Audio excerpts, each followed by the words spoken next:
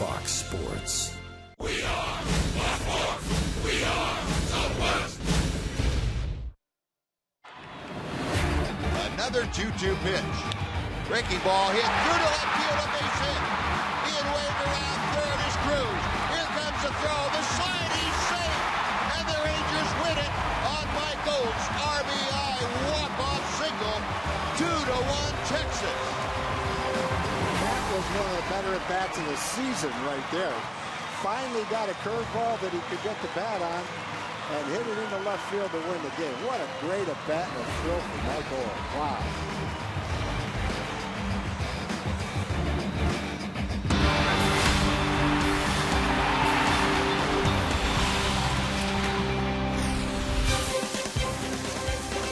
Well, a lot of fun at Rangers Ballpark in Arlington last night. And this afternoon, rather toasty conditions out here in mid-August. The Rangers are looking to carry over the momentum and see if they can win the rubber game of this three-game series against the Detroit Tigers. And welcome in, everyone, along with Tom Grieve. I'm Steve Busby. Glad to have you along on this Sunday afternoon of Rangers baseball. And the Rangers last night developing some momentum. Now it's up to you, Darvish, Tom, to take that momentum and bring it out today and make it work. Exactly right, Buzz. You know, yesterday we were talking about Derek Holland saying he felt it was time for him to step up and start performing, and I think Yu Darvish probably feels the same way. He's coming off a couple of poor starts where he hasn't had good command, but he's got terrific talent, long time left in the season to reestablish himself, and it'd be great if it started today. You see, he's had the success against the Tigers this year, winning both starts against the Motown Tabby Cats. And today he will try and continue that streak. Rangers trying to win 2 out of 3 and win in the third series against the Tigers this year in the regular season. So Ian Kinsler and company backing up Yu Darvish today as the Rangers go for the series win.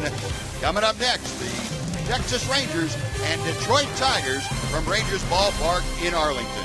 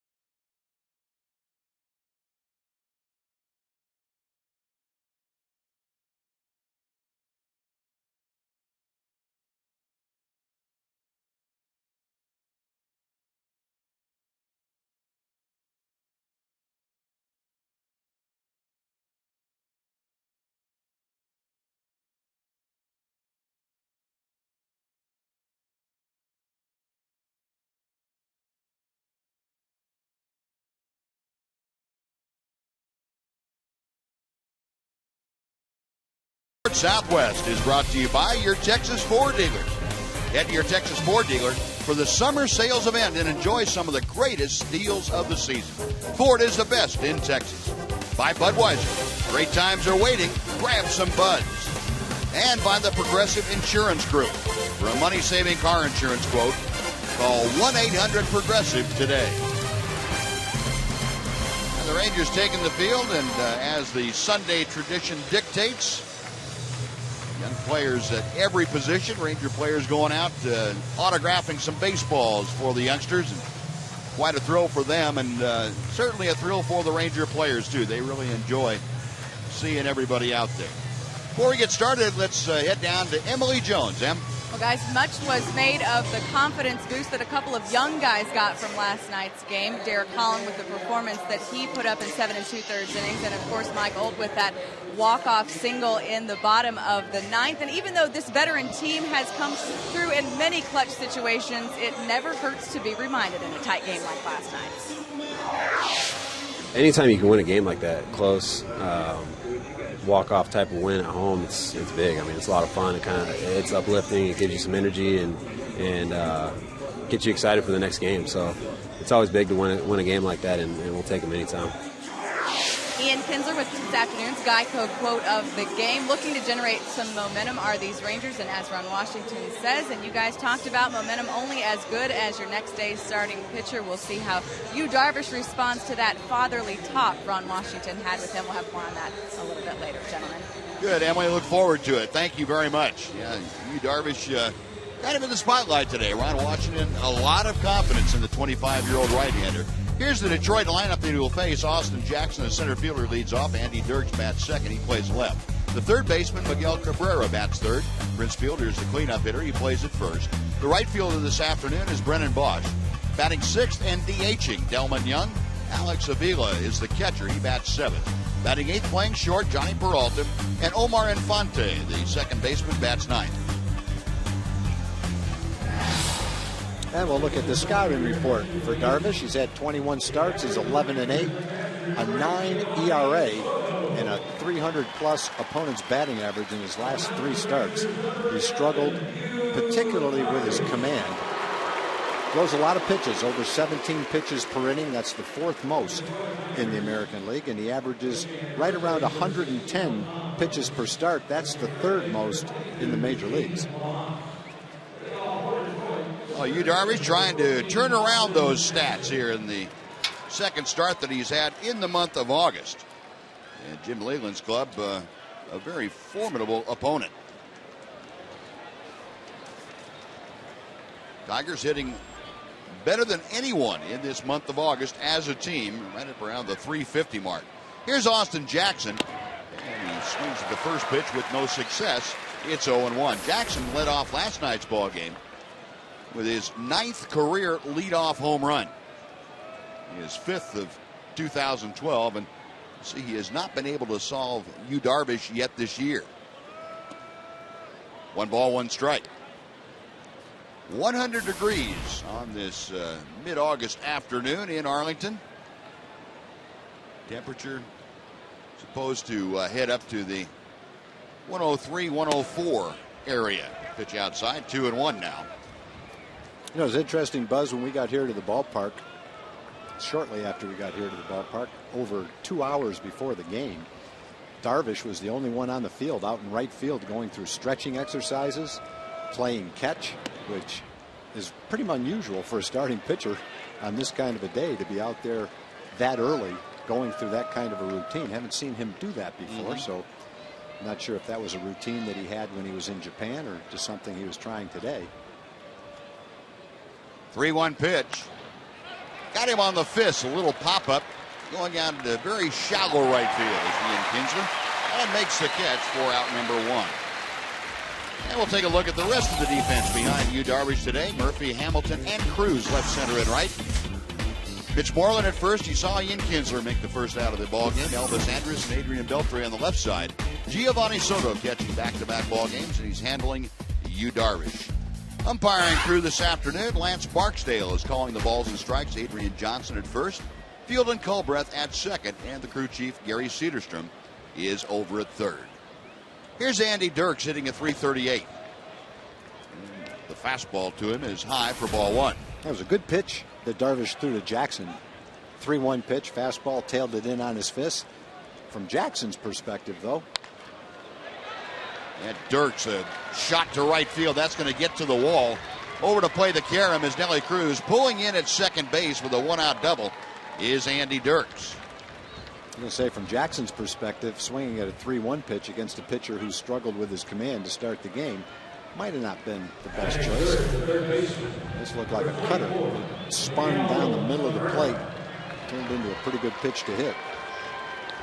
Never had any movement trying to throw that pitch in on the fist to Dirks and never got it there. So Dirks with the extra base hit, and that's something that was in short supply last night. These two ball clubs combined for a total of 1 extra base hit in the entirety of last night's ball game, and that was the leadoff home run by Jackson. Here's Cabrera, and he takes that breaking ball that hangs inside for ball one. Well, you know, when you face Justin Verlander, you're going to have a hard time scoring. And from the Rangers' perspective, it was equally as tough for the Tiger hitters. In fact, you could make a pretty good case that Derek outpitched Verlander last night. Yeah. Pitched deeper into the ball game. Had more strikeouts. After the first 2 batters, he was terrific. Yeah, and gave up fewer hits. Yeah. Derek only gave up 3 hits in his outing last night. That was and only 1 after the first inning. He really turned it up. Against a team that's hot in August. 2-0 pitch, and that's a little bit low. 3 balls and no strikes. So Cabrera, the RBI leader, along with Josh Hamilton in not only the American League, but in all of baseball. You see Prince Fielder up in the 3rd spot now, tied with Josh Willingham. The 3-0, and that just catches the outside corner. Cabrera looked like he had an idea that he was going to hack at that pitch had it been where he was looking. Yeah, I think he would have if it was a fastball. Looked like he threw him a cut fastball. Made it tail away from him toward the outside corner. Darvish was not going to give him a good pitch to hit. The 3-1 now, slow breaking ball, and that dips in and over. Hit those 2 pitches, 3-0 and 3-1. He's got great pitches. It's just a matter of being consistent with them.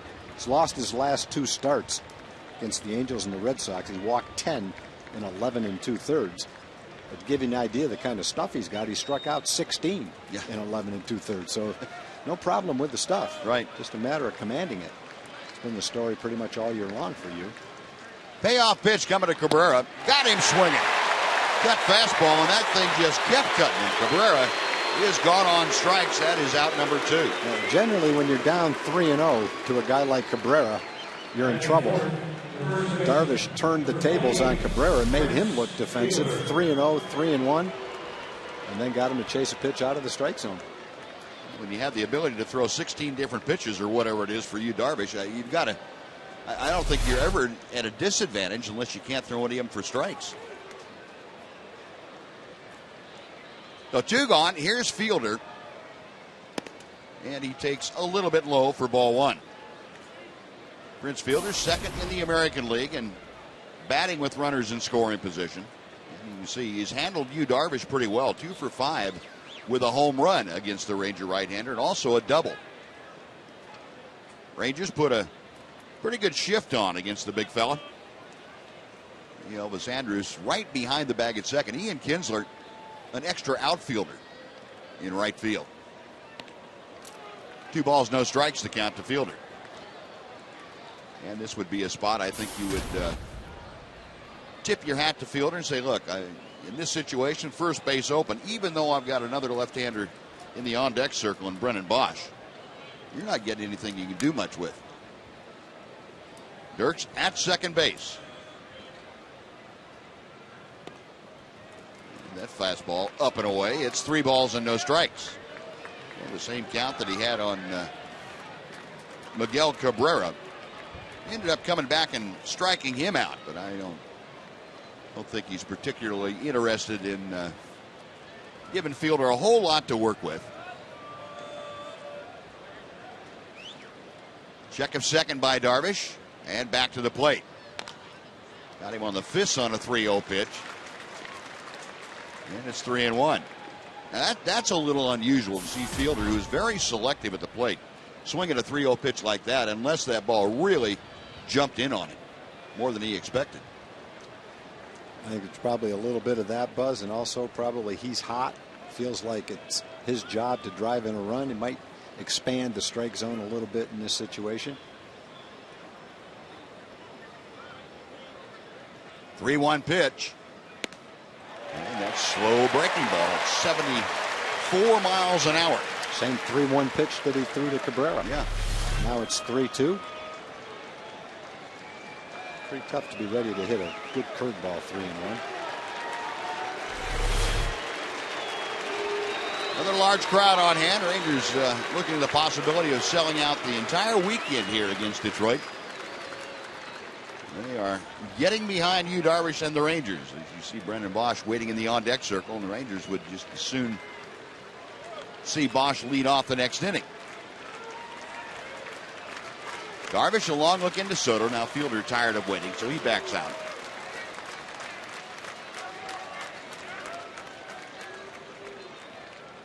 Andy Dirks, a one-out double. He is still stationed at second base. And Darvish comes set and checks him. Payoff pitch on the way. Got him swinging. Breaking ball down and in, so back-to-back strikeouts of Cabrera and Fielder by Yu Darvish with a runner in scoring position. And the Tigers are held off the board in the first. No runs a hit, nobody left. Rangers coming up. Scoreless ball game in Arlington.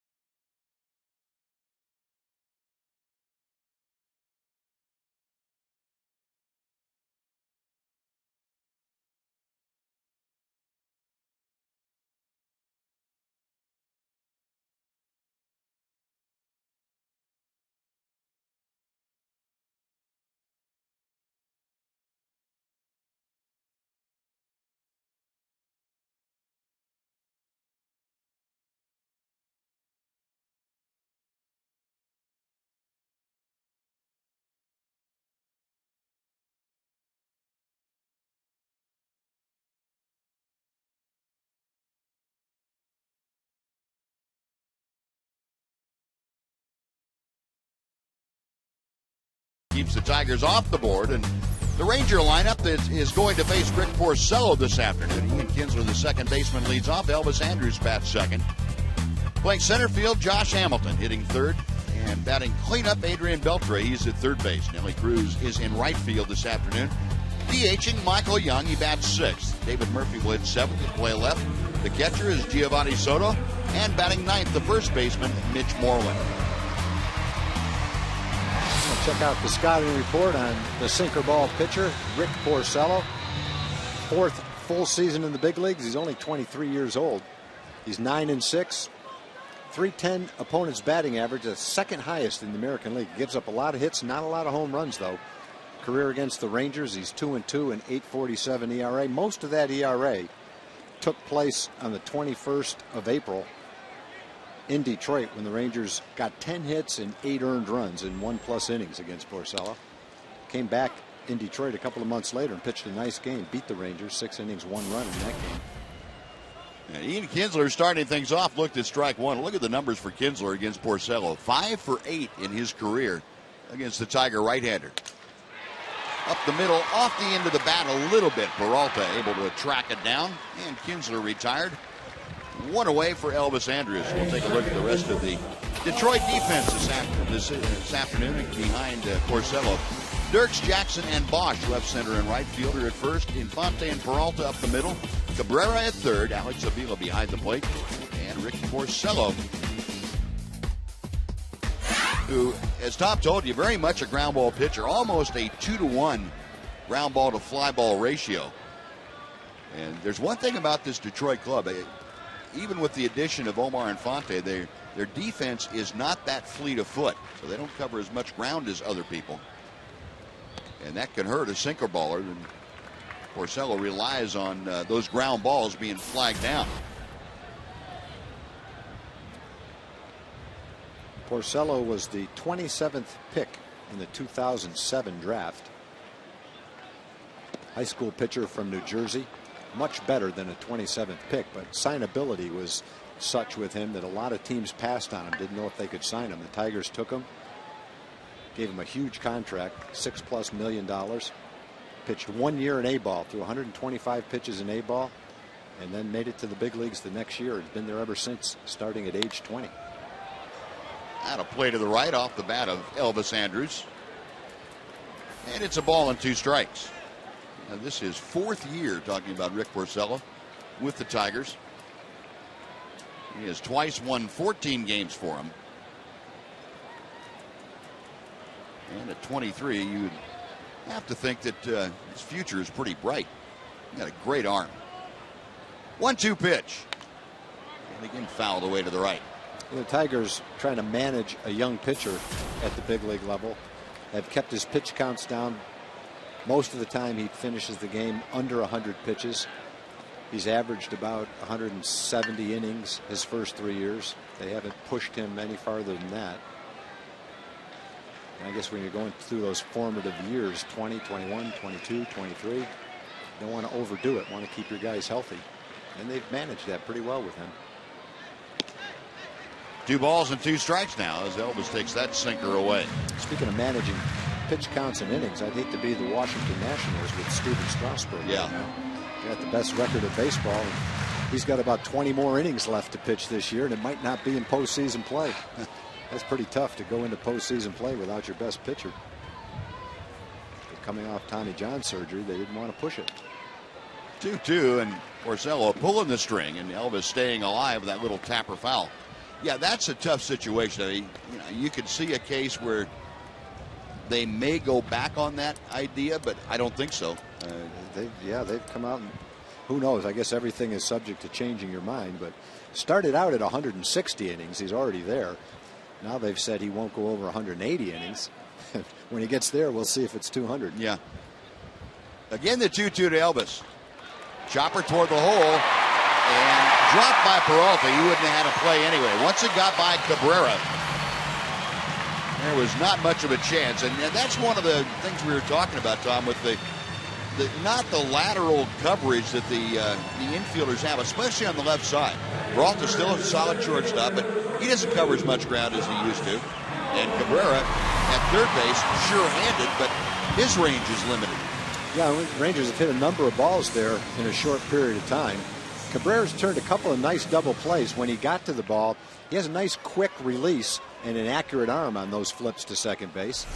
If there is one thing that might be a little lacking, it is range. But I think he's probably played, talking to the Tiger people, he's probably played third base defensively much better than most people thought he would going over there. They've been pretty happy with the way he's played there. Josh Hamilton shoots the first pitch foul and out of play down the left side. Josh, a 9-game hitting streak. And the numbers tied for the major league lead in home runs at 31 with Adam Dunn. And tied with Miguel Cabrera for the major league RBI lead. 1 ball, 1 strike.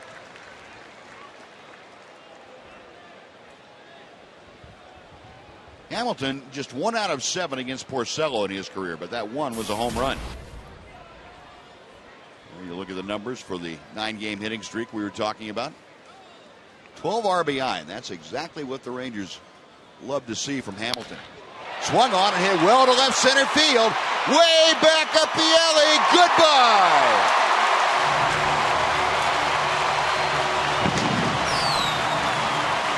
Josh Josh Hamilton with his 32nd home run, and the Rangers jump on top 2-0.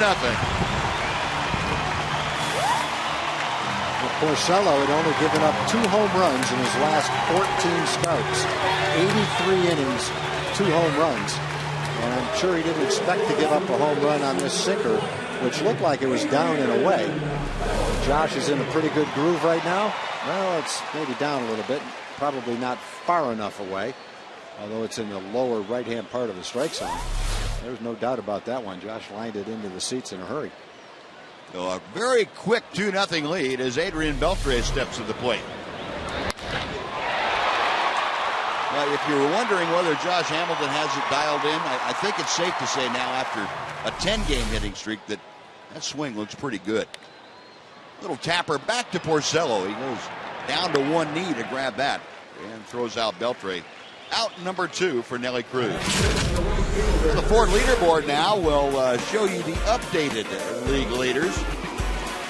Josh Hamilton leading everyone in home runs, 32, 1 better than Adam Dunn, 2 better than Curtis Granderson, and 3 better than Miguel Cabrera.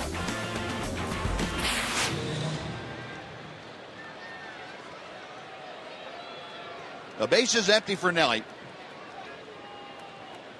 Cruz brings a 6-game hitting streak into play this afternoon.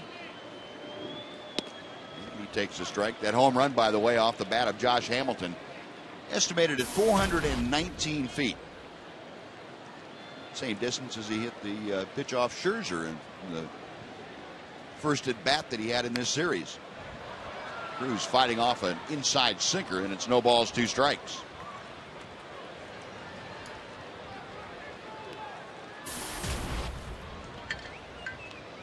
Cruz almost a 500 hitter in that 6-game hitting streak.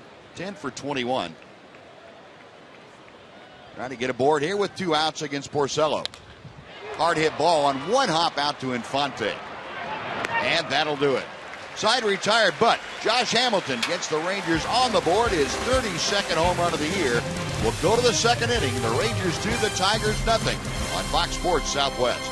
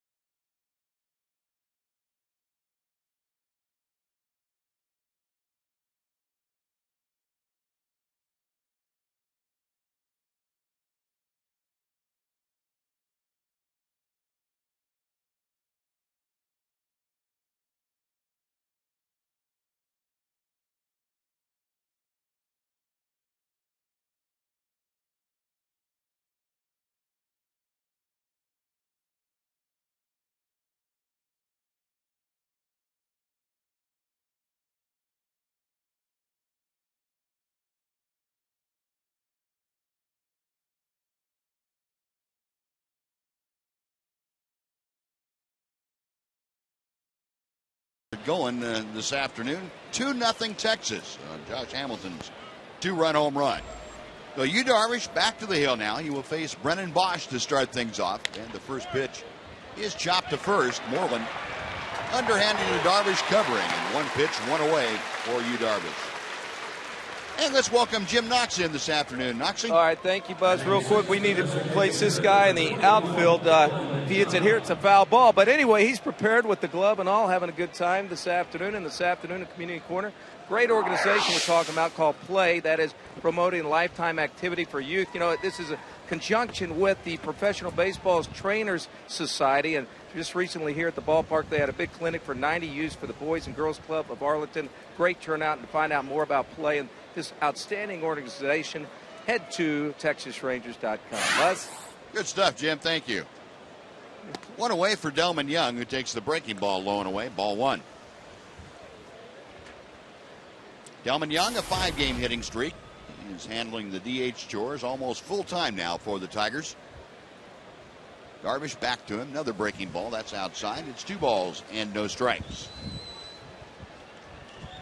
Darvish has said the last week or so that he really wants to get back to being the kind of pitcher that he was in Japan. And Tom, you talked about his pregame routine out there 2 hours before game time as he throws a strike.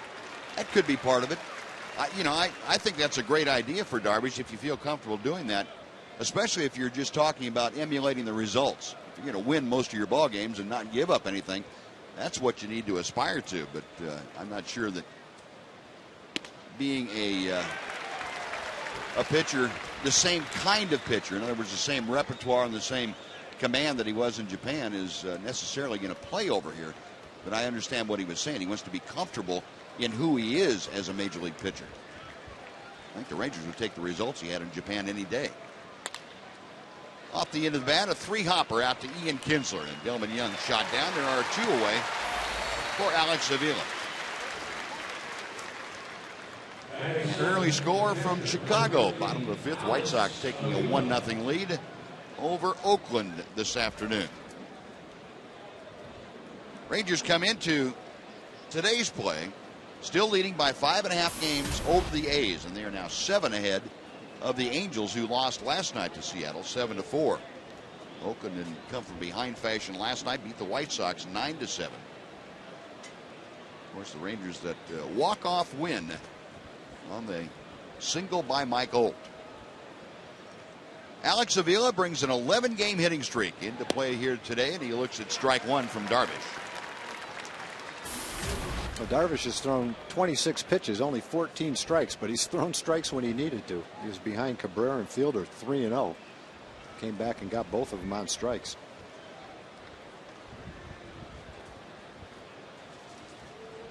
Darvish with the 0-1 pitch. Pretty good fastball at 95, but wide of the mark.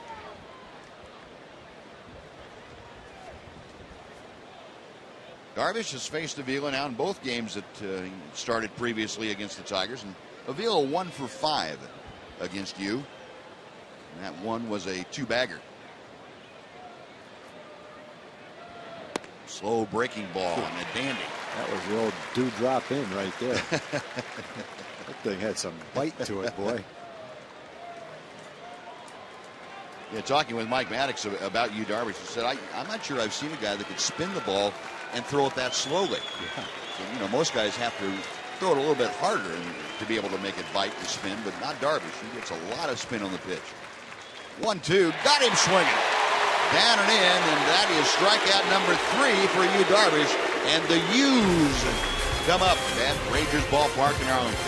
2-0 Texas after 1.5.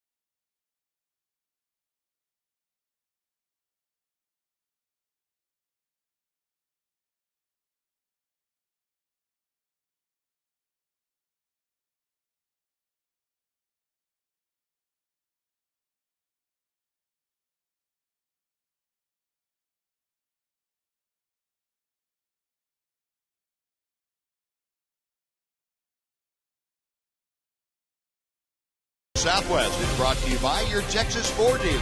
Head to your Texas Ford dealer and drive the best in Texas. And by AT&T, the nation's largest 4G network. AT&T, rethink possible. Hats aplenty out here at Rangers Ballpark.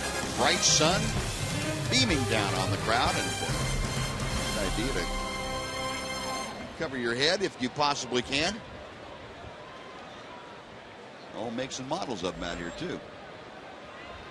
Michael Young starting things off in the Rangers' second inning.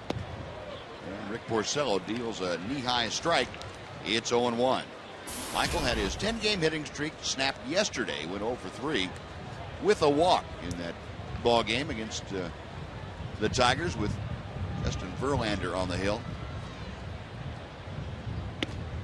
1 ball, 1 strike. Hey, honestly, though, anytime you can win a ball game that's against the Tigers that Verlander starts, whether you beat him or not, you've done things right. Rangers had to get the pitching from Derek Holland, had to get the timely hitting, and had to play good, solid defense. Young shoots 1 foul to the right. I think the best sign in that game was the way Derek pitched, coming down the stretch, and hopefully going into postseason play. It's all about the pitching, and to get Derek back to where he wants to be, where they want him to be, that would be major. No reason why he can't continue to throw like that. He's healthy. Had to give him a lot of confidence yesterday. Peralta handles that little tapper out to short, and Prince Fielder tags Young out as the throw was a little bit errant. Well, folks, on Saturday, August 25th, the Rangers take on the Twins. It's a 3:05 start, and the first 30,000 fans will receive a Ron Washington bobblehead. Compliments of Plains Capital Bank. Get your tickets today at TexasRangers.com or call 972-RANGERS. The skipper bobblehead. Going to be a good one. Here's David Murphy. Murph, a couple hits last night. He's got that batting average up back up to 299 as he takes low from Porcello. Murphy, like Ian Kinsler, has had very good numbers against Porcello. You see that at the bottom of your screen. 5 for 9 with a home run. And the strike nudges the outside corner. It's 1-1.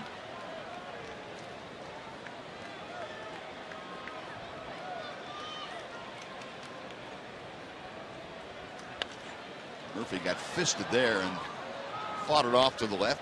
A ball and 2 strikes.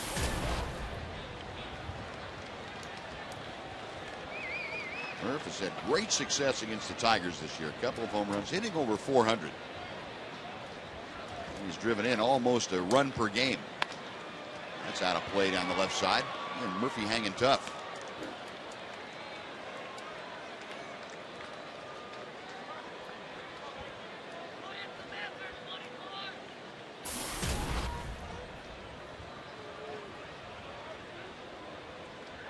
Porcello with his 26th pitch of the afternoon, and Murphy able to spoil that one down and in.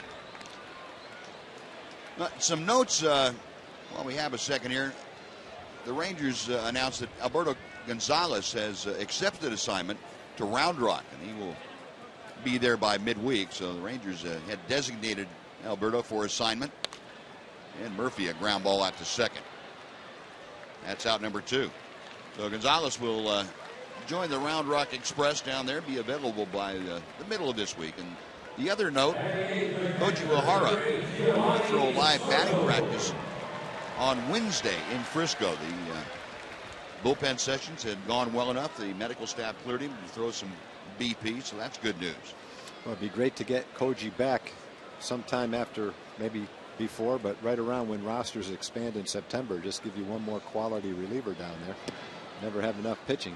It's been a long time since Koji was on the active list. It's been a long time getting that injury back to rehabilitated and ready to go. So I know he wants to get back. The team would like to have him back too. 1-0 pitch to Giovanni Soto. It's on the outside corner. And from Gonzalez's point of view, I think he has to appreciate the fact that he spent a majority of this season in the big leagues with a pennant contending team. Probably feels like they know him, the Rangers, better than any other team right now, and has a chance to come back here toward the end of the season and maybe play in a pennant race again. Soto drives one to right toward the line. Brennan Bosch, he reaches up, makes the catch, and that will do it. So the Rangers out in order. We finished 2 in Arlington. Rangers 2, Tigers nothing on Fox Sports Southwest.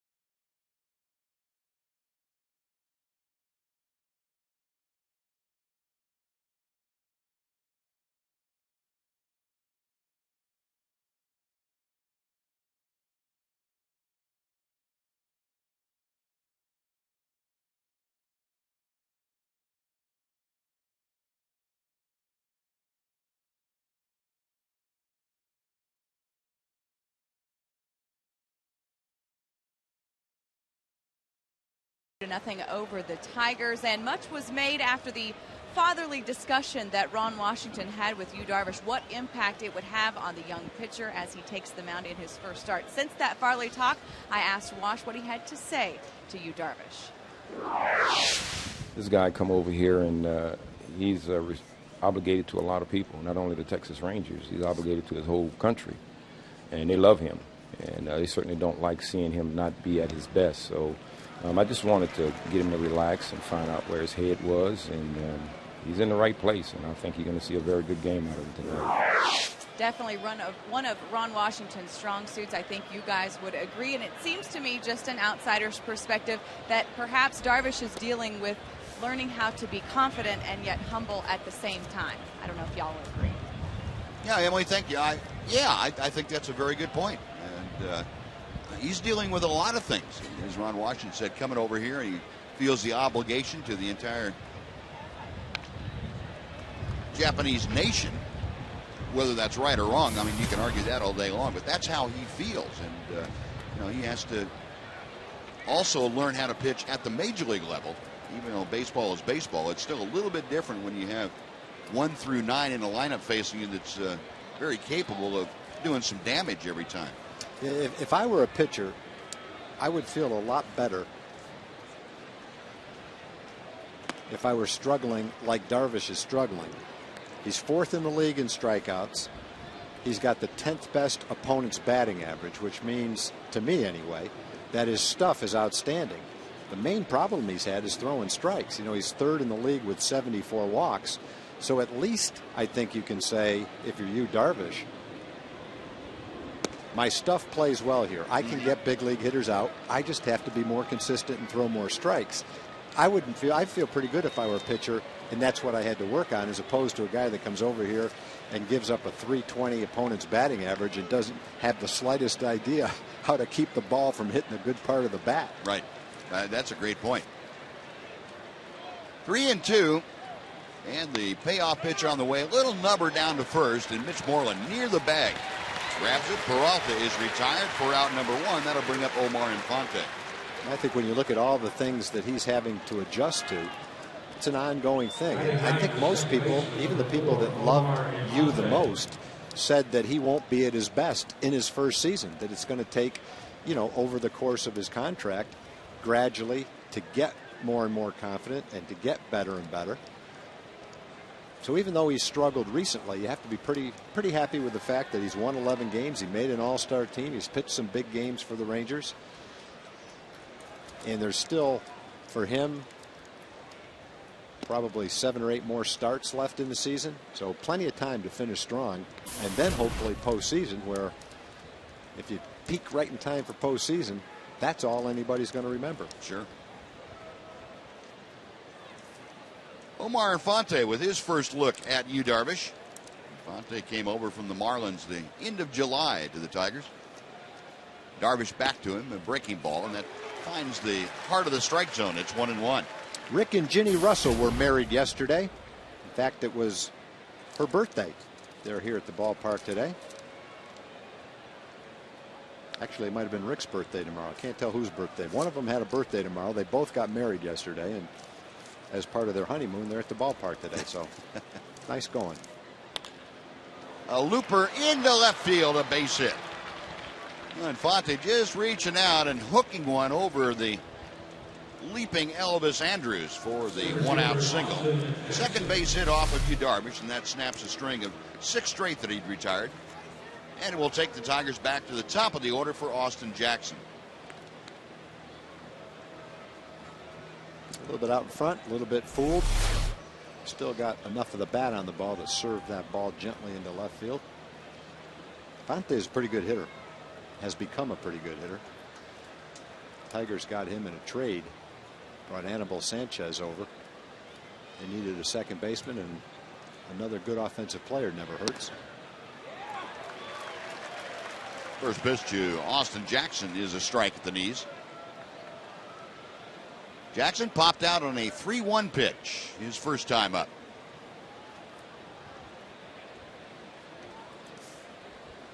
Infante, a modest lead at first, and the breaking ball is chopped foul outside third. And Darvish has the advantage in the count now. No balls and 2 strikes. Austin Jackson having a great season. When you look at those numbers, he's among the league leaders in on-base percentage. Also, 318, 13 home runs, 52 driven in. And on-base percentage of just over 400. One of the bright young stars in the American League.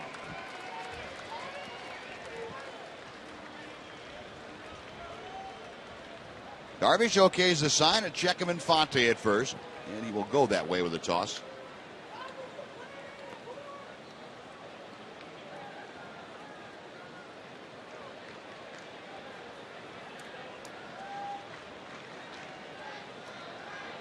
Jackson waiting. Darvish a long look into Soto. And now the right-hander's ready to go. Just getting a piece of it. Austin Jackson stays alive at 0-2. Now, we've been talking about Austin Jackson and how he's improved as a hitter. Miguel Cabrera leads the Tigers in OPS, on base percentage, putt plus slugging percentage. It's .963. Second on the team is Austin Jackson. He's got a higher slugging percentage and a higher on-base percentage than Prince Fielder does. Therefore, obviously, his OPS is higher as well.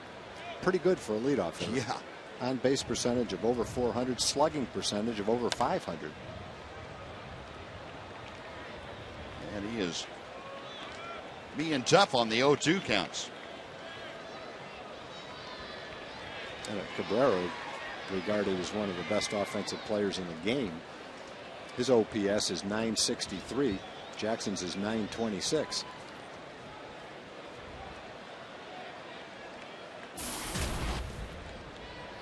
I think if your leadoff hitter's over 800, you're pretty happy. That pitch just off the outside corner, and the count goes to a ball and 2 strikes. Yeah, isn't that kind of the cutoff line for other than sheer power hitters, the 800 OPS? You know, these are kind of, that's not a new number, but getting used to it like you're used to a batting average or an earned run average takes a while. How to interpret it, but yeah, I'd say that's probably right. The 1-2. Line to right field. Cruz in a hurry, makes the catch. And he thought about trying to throw behind Infante and thought better of it.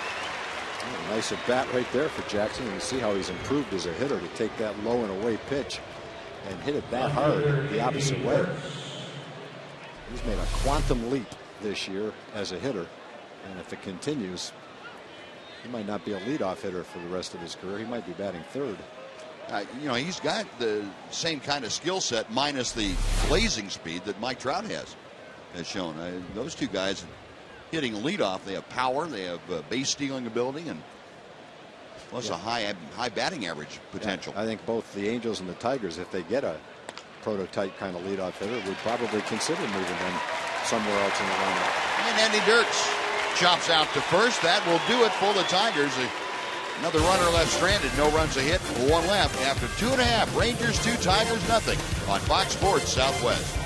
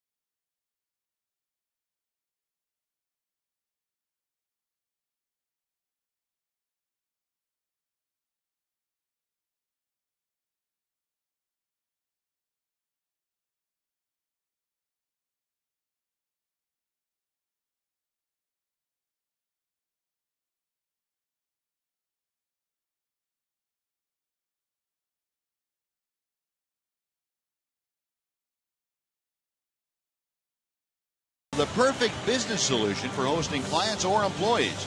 And the suites can turn the game with a family or friends into a special occasion. For your group of 10 to 200 to watch a Rangers game in style, simply visit TexasRangers.com/suites or call 972-RANGERS.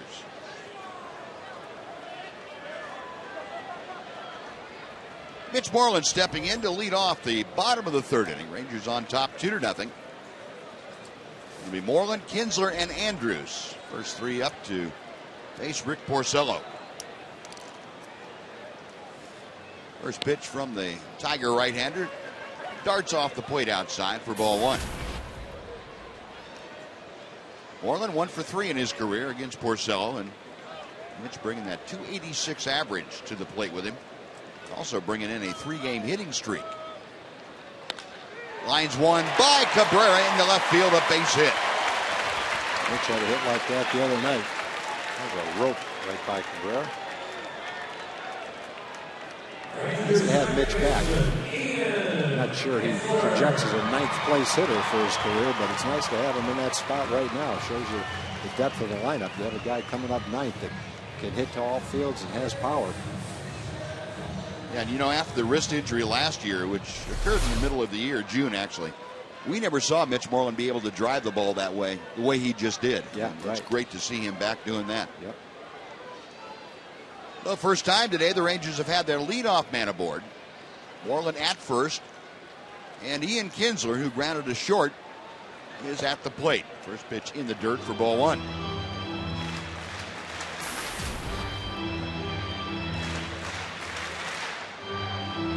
It's 13 home runs, 53 RBI.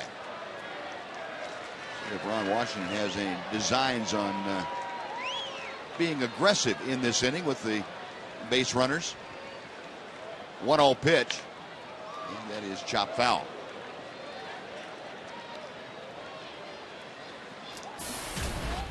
Kinsler after the ground out to short, now 5 for 9 against Porcello, and in the last 9 ball games, not only has Hamilton heated up, Ian Kinsler has too.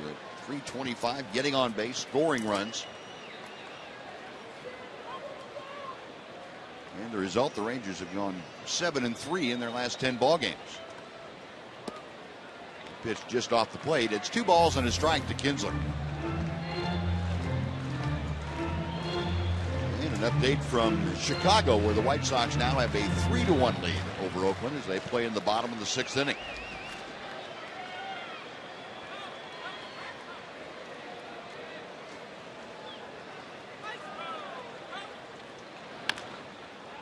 Kinsler, another chop foul. 2 balls, 2 strikes.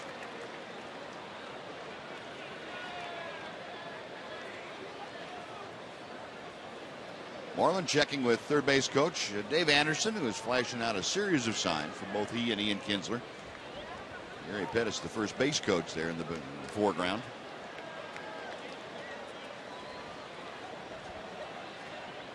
Porcello reading the signs from Alex Avila. Inside, and the count has gone full. So an opportunity here to try and get Porcello's pitch count up and also get a runner in motion. You probably will see Ron Washington start Mitch Moreland. Ian Kinsler does not strike out very much at all. And you have Elvis waiting in the on-deck circle. There goes Moreland. Payoff pitch is hit well to left center field. Jackson going back. He's still going back. He can't get it. It's off the wall. Moreland being waved around third. Here comes the relay throw. He is safe. Down to third goes Kinsler, and he is safe.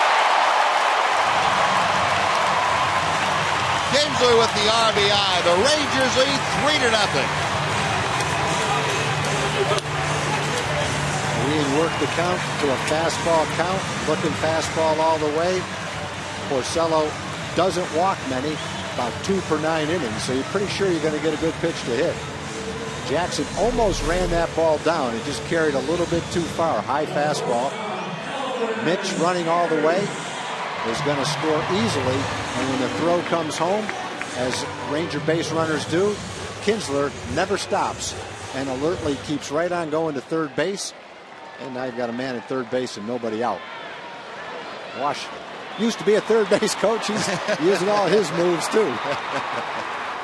Old habits die hard.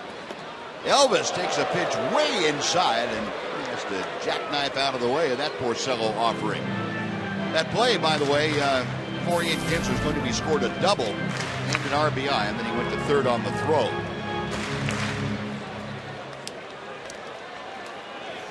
With Kinsler at third and nobody out, Tigers playing their infield back up the middle.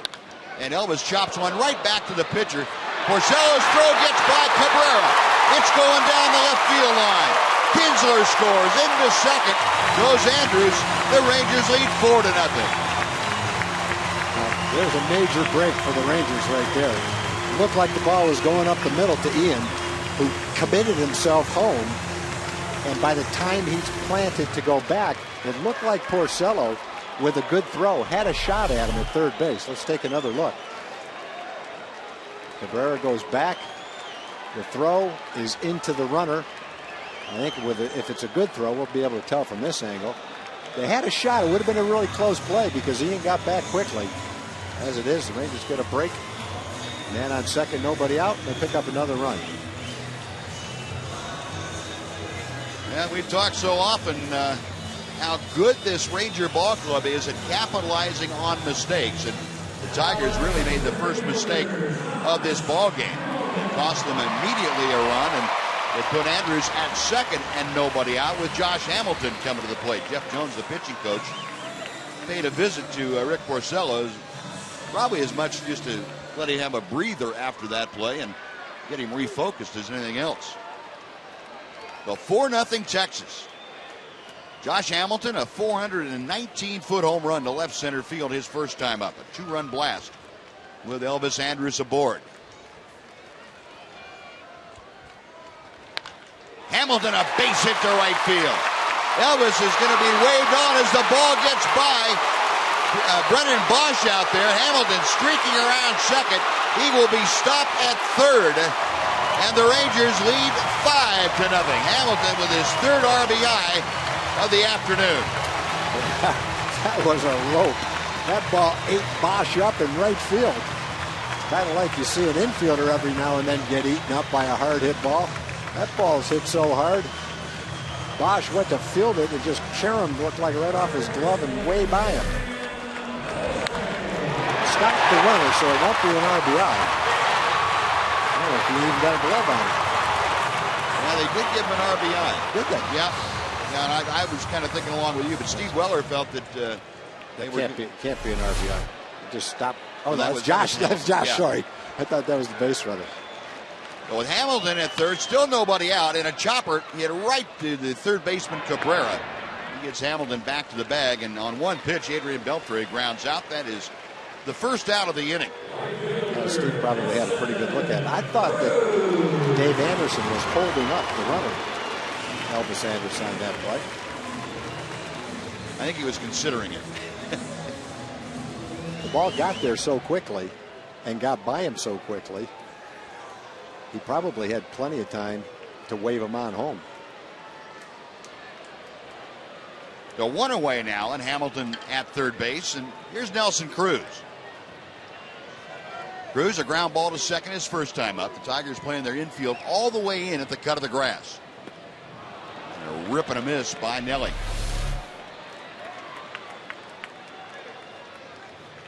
You get a look at it now, and yep, he never had to stop him. The ball got there so quickly and went by him so quickly. Dave never had to really make a choice. I still think if he did field it, he might have stopped him. Right. But he never had to make that choice. Good call by Steve Weller. Pitch low and outside to Cruz. It's 1 ball, 1 strike. And the Rangers with 2 in the first and 3 here in the third inning. And Cruz an opportunity for more.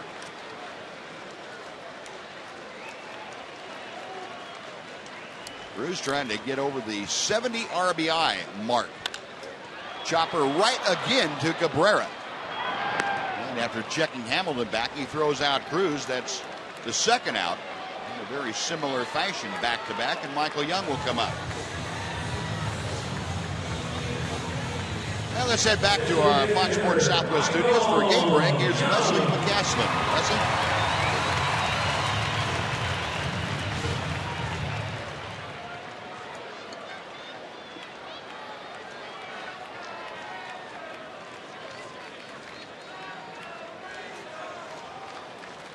All right, Leslie, thank you very much. Michael Young a chopper to third. So Cabrera busy after the Rangers did some damage. He gets the last 3 outs with assists. But the Rangers come up with 3 runs. He had 3 hits. There were 2 errors and 1 man left. We'll go to the 4th inning. Rangers 5, Tigers nothing on Fox Sports Southwest.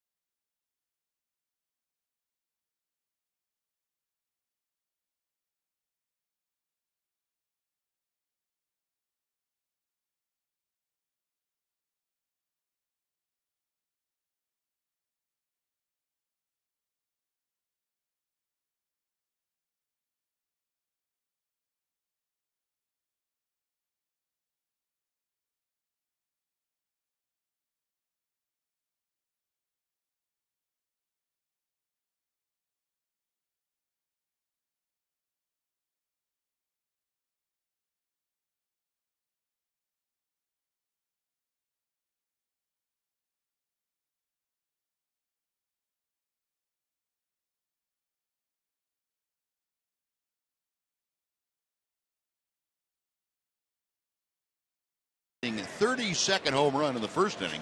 He has a total of 3 RBI this afternoon. And Yu Darvish, 3 innings of work, just 2 hits. He has 3 strikeouts and now a 5-run bulge to protect as he will face Miguel Cabrera to start things off. And the first pitch, a fastball poured right on through there. Cabrera got ahead of the count 3-0 the first time he faced Darvish, and Darvish threw him a couple of off-speed pitches to get it to 3-2, and then a great cut fastball got Cabrera swinging. The 0-1 pitch coming from Darvish. Base hit center field. That ball hit like a rocket. Going over to cut it off as Hamilton. Around first, and now putting on the brakes is Cabrera, and he will scamper back to first. Boy, Hamilton really covering some ground to cut that ball off. And before Prince Fielder comes up, let's say hello to Jim Knox again. Jim. All right, thanks, Buzz. With a special guest, this is Tom Munson, comes in from Brownwood, and he came with his employees on the Fox Sports Southwest Fan Express. They came all the way in from Brownwood, which isn't that far. But you had a great time riding over here to the ballpark, watching the Rangers, a team you love and always watched, right? That's exactly right. We had a great time on the bus. It was a lot of fun. Eddie was our driver, great guy. We had some things, so we got some hats and stuff. Everybody had a great time. Now, the main thing is this, of course, from Brownwood, Tom, but this was a benefiting Shannon Stone, the late Shannon Stone. And you also, part of this, you got to meet Nolan Ryan before the game. What was that like for you guys? Well, it was great because what a gentleman, what a great guy. I've been watching him since I was a little kid, quite frankly. It seems like it. So to get to meet him was really, really great. So what a great man to have at the top of the organization. It's just amazing. There you go. Nolan's autographed a lot of the hats, spent a lot of time with you guys, and now you're watching the Rangers with a pretty good lead right now. I appreciate it. Thank you very much. Nice meeting you, and thank you for what you did for Shannon Stone's benefit. Right. We enjoyed it very much, and thank you so much for all Fox Sports did for us. It was great. Appreciate it, Tom. Buzz? All right, Jim, thanks very much. Great to see that group from Brownwood come over and enjoy the Ranger game. 1 ball, 1 strike the count to Prince Fielder. And that breaking ball slipping out of Darvish's hand. It's 2-1 now. Fielder, like Cabrera, his first time up, a strikeout victim.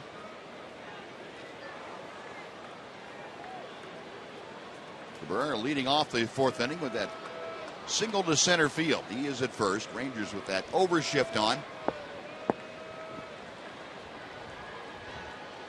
And Darvish will step off the pitching rubber and bluff a throw to first. That's a good move to use at home. Yeah.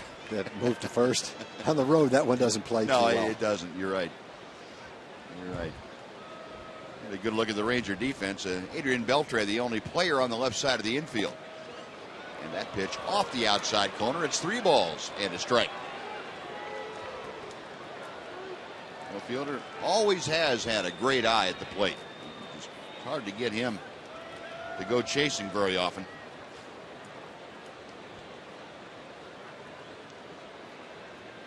Darvish with a sign he wants. He is ready.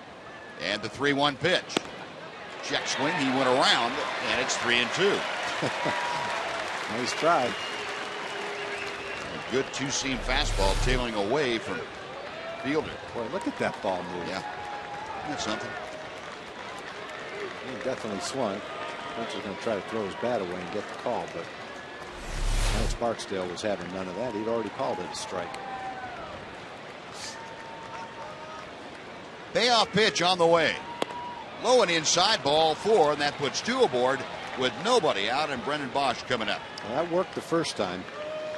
Fielder swung at that pitch out of the strike zone to strike out to end the first inning.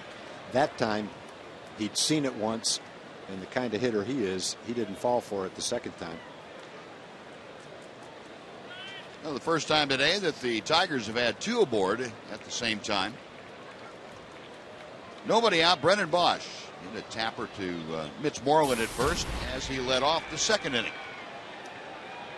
And this is where Yu Darvish has to be a little bit careful here. You got to be careful from the standpoint of you don't want to let this get out of hand by throwing a lot of pitches out of the strike zone. You need to be aggressive. Go right after Bosch. Hopefully get a ground ball at one of your infielders. That's slowly hit. All they'll be able to do probably is get the out at second, and that's it.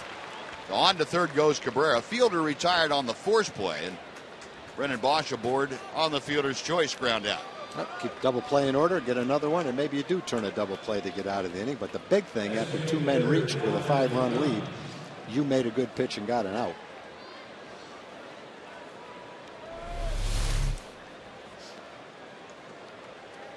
Well, it's 3 straight times Bosch has been jammed. You go back to last night when he pinch hit. A chance to drive in the go-ahead run.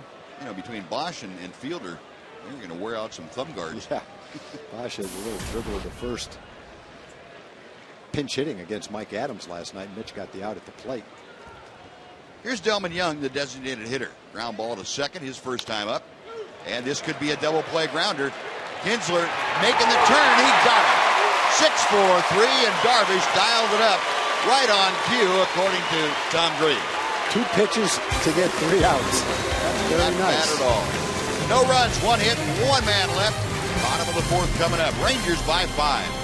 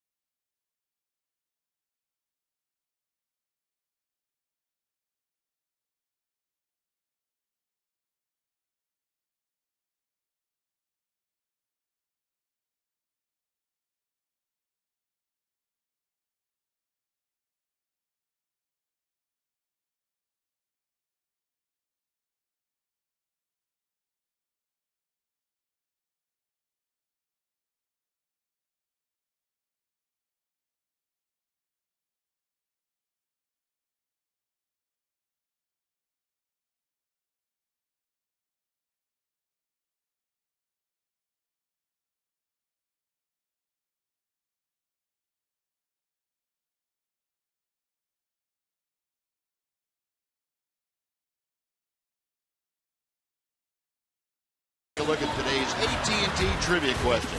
Ian Kinsler, of course, the Rangers' all-time leader in steals of third base with 31 of them. Who is second on the Rangers' all-time list for thefts of third? Give you a half a minute to think about that and come back and let you know who is second on that list. Well, the Ranger fans cooling themselves off, but they're hoping their ball club stays hot. 5-0 Texas. Here's David Murphy to start off. And first ball swinging, he pops it up around home plate. Avila squinting up into the sun, makes the catch. And on one pitch, David Murphy fouls out. And Giovanni Soto coming up.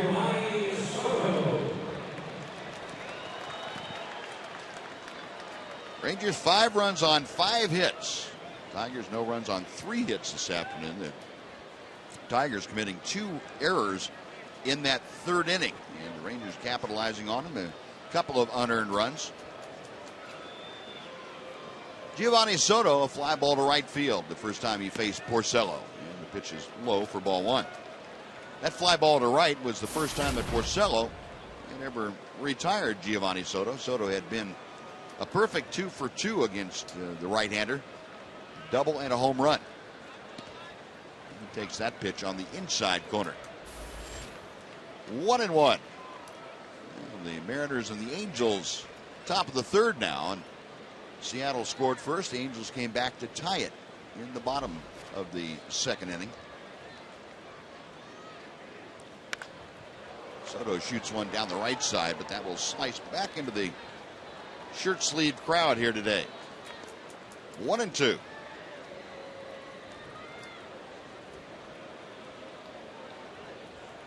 Very much a Texas summer Sunday afternoon here. Arlington today. Temperature up over 100 degrees. Wind blowing in out of right field. And Giovanni Soto bangs one into center field for the base hit. And Soto now 3 out of 4 in his career against Porcello. That's a great opportunity for Giovanni, who came over here in the trade. With Mike Napoli on the disabled list, he's going to get a lot of chances to play pretty much every day. Might get a day off here and there. And until Mike comes back, he's the guy. Got to be a pretty good thrill for him to come over from a lousy team to a pennant contender. Right. It's going to help the club, too, because he'll get a chance to learn all the pitchers a lot more quickly than he would have if he'd been splitting time. Yep. The 1 on, 1 out, Mitch Moreland had a line drive single to left field his first time to the plate. Came around to score on Ian Kinsler's RBI double. And Mitch takes a little bit low for ball 1. Moreland now has extended his hitting streak to 4 straight games. Got that batting average up to an even 290.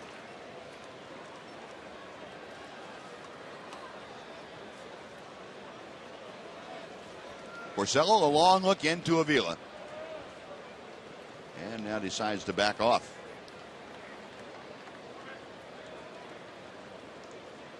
Mitch Moreland, the first 2 games plus 1 at bat of this homestand, is now 4 for 8 against Tiger pitching. Porcello is ready. And Moreland bangs one to right field. That's down and going to the wall. Bosch will play the carom.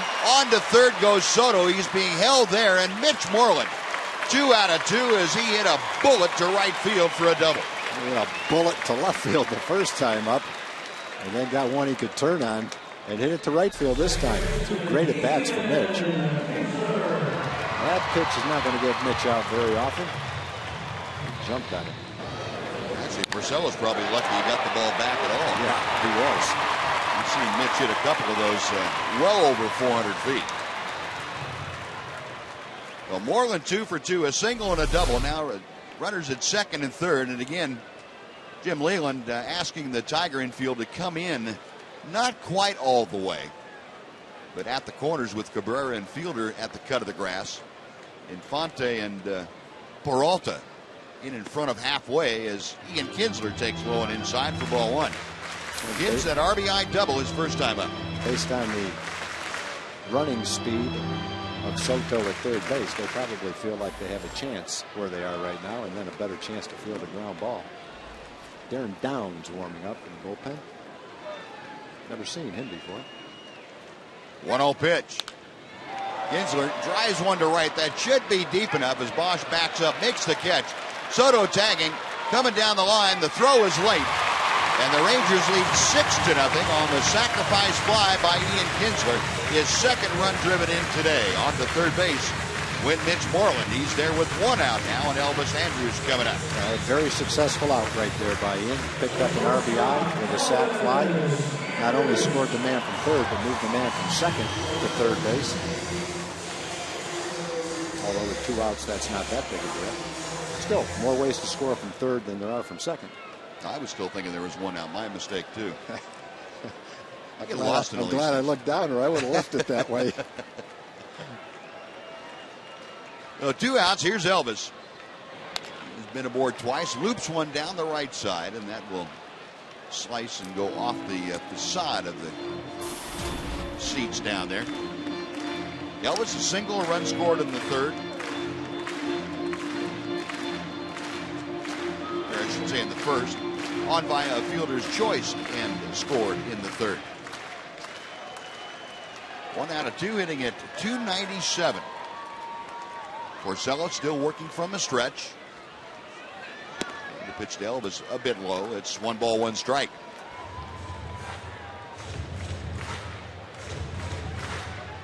Rangers now 6 runs on 7 hits this afternoon. And goes back to something you pointed out, Tom, with Porcello. Giving up a lot of hits for a guy with his stuff. And being a sinker baller. He averaging better than 11.5 hits per 9 innings, and that is extremely high. Yeah, left-hand hitters have had a pretty good time with him.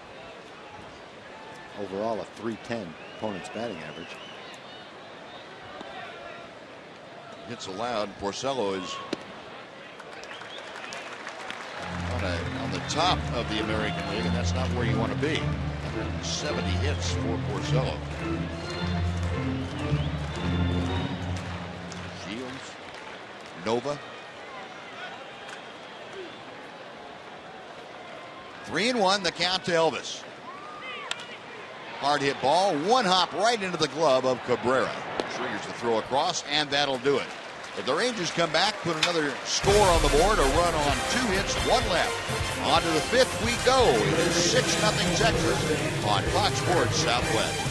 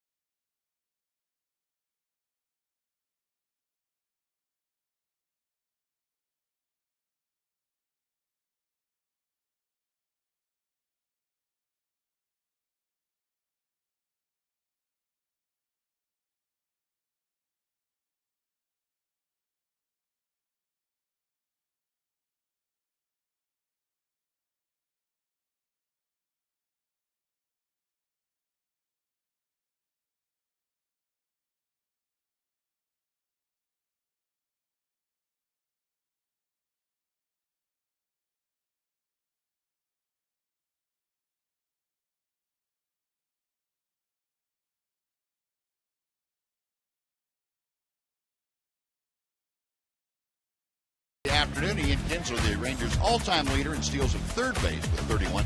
Who's second on that Rangers all-time list? And the answer would be Elvis Andrus, 24 steals of third base. That's some heavy-duty theft of the third base bag. Rangers probably have become famous for their ability to steal second and third. They get runners at first and second. Yu Darvish back to the hill to begin inning number 5. He'll face the bottom third of the Tiger order. Alex Avila to start things off. And the first pitch to him is just a little bit low for ball 1. Joining us now, as he always does in our Fox Sports Southwest games, Mark McLemore of Rangers Live. And before the ball game, after the ball game, you get a chance to hear Mac's analysis of things, his impressions of what's going on. What's your impression of getting up 6-0 very quickly in this ball game? Extremely impressive. Yu Darvish looks extremely good. His command is there, making big pitches when he needs to make them, and the offense swinging the bats.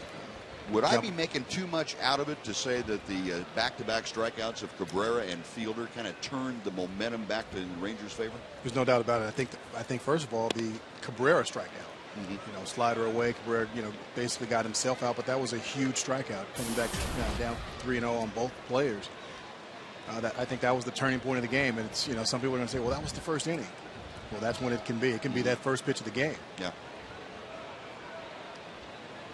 Darvish falling behind 3-0 here to Avila, leading off the 5th. And the pitch is inside, ball 4, a 4-pitch walk. Avila aboard, and that is the second free pass issued by Yu Darvish this afternoon. And that's not what you had wanted to see, and certainly it's not what the Rangers wanted to see with a 6-0 lead, walk that leadoff man. But as Darvish showed last inning, the ability to get the double play grounder. Johnny Peralta, who hits a lot of ground balls. The Rangers can turn another one here. It'll negate that leadoff walk. And slow breaking ball is just off the plate. 1 ball, no strikes. This being the first time that Soto and Yu have worked together, they look pretty good. They look as though they're pretty much on the same page. And Buzz, you can speak to this really. How difficult is that to, catch somebody or throw to somebody for the first time. Yeah, well, it's Mac. I think it's harder for the pitcher, a young pitcher, and I say young. Darvish, 25, had a lot of experience in Japan, but this is a whole different ball game that we're talking about now, and he's trying to figure out what he's supposed to do. And when he doesn't have somebody familiar back there that he has trust in to guide him along, I think he can get in little funks, maybe like this inning would show you, where you start doing a little too much thinking, and Giovanni at the same time trying to get a feel for what Darvish has and what he can do to different hitters.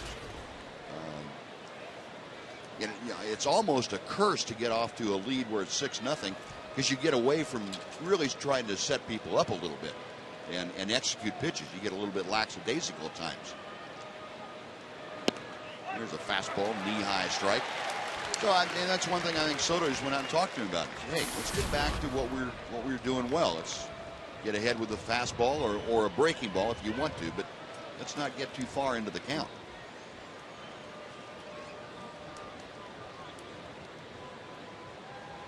Two and one. The count to Peralta. Base hit to right field. Peralta doing a good job of shooting that through the hole on the right side. And the Tigers now, for the second straight inning, have their first 2 men aboard. And Omar Infante will come to the plate. Second baseman Omar Infante.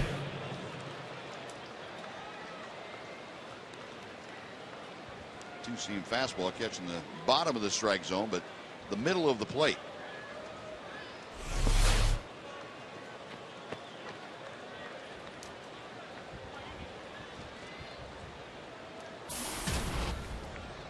Infante, a looping base hit to left field, his first time up.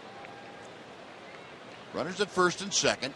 Tom Brookins, the first base coach, keeping an eye on the Ranger middle infielders. The first pitch is a belt-high strike to Infante. It's 0-1.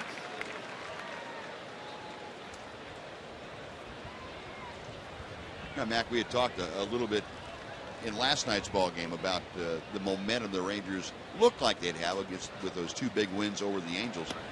Is the game last night a similar kind of a feeling when you beat a team that you didn't beat Verlander, but you won in a game that he started? Definitely. Anytime you win, especially a game like last night, Verlander started, didn't figure in the decision, but he didn't beat you. Right. That can be a huge lift. It can definitely bring that momentum in. Infante shoots one down in the left field corner. Coming around third to score is Alex Avila. Checking in at third is Johnny Peralta. To second is Infante with an RBI double.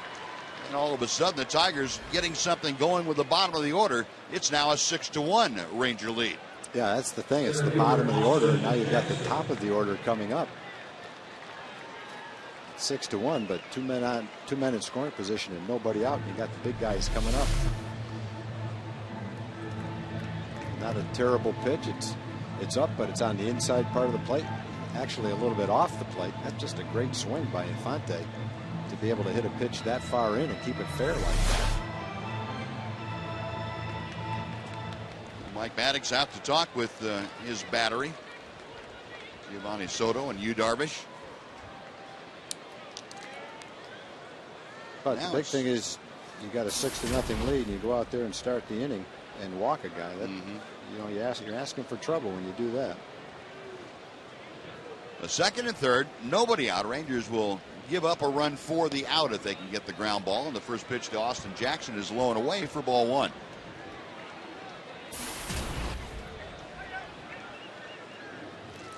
Jackson 0 for 2 today. He popped out and lined hard to right field his last time to the plate. And the 1-0 pitch to him. Slow breaking ball, and that backs him off and catches the inside corner. Now, if you guys are hitters in this situation, you get into Darvish a little bit.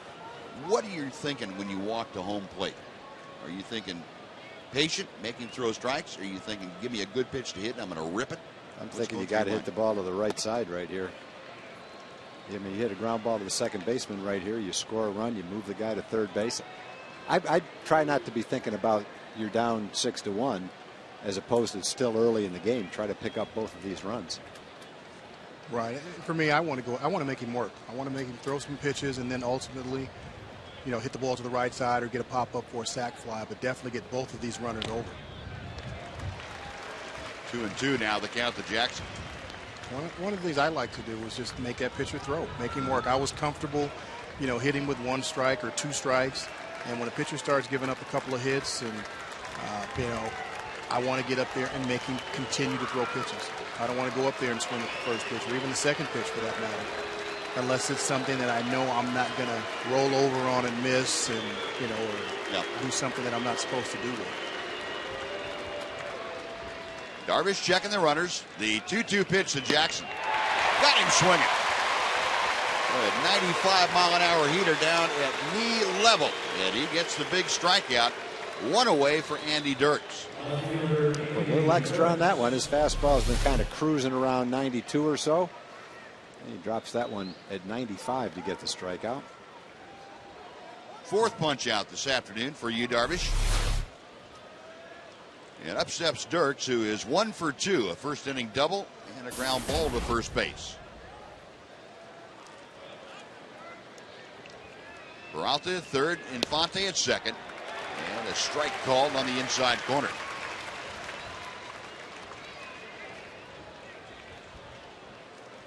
Four months into the season, you watched Yu Darvish go through, mature, or figure things out, and maybe take a couple of steps backwards.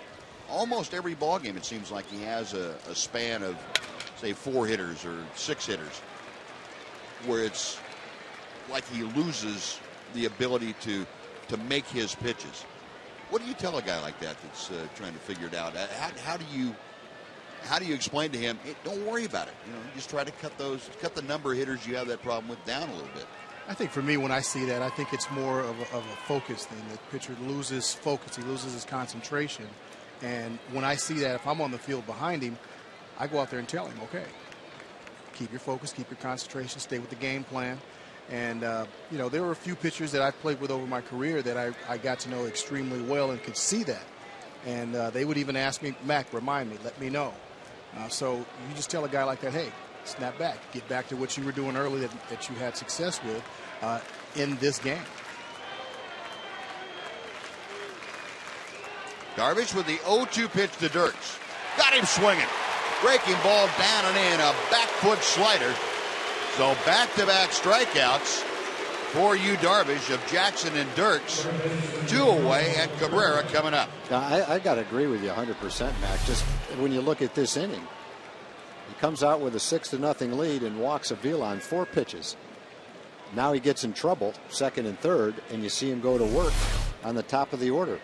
Jackson's hitting .319, Dirks is hitting .338, and he gets 2 strikeouts. So, you have to think it's just a little lapse in concentration to the leadoff hitter when he didn't throw him a strike. 1 ball, no strikes to Cabrera, who's 1 for 2 today.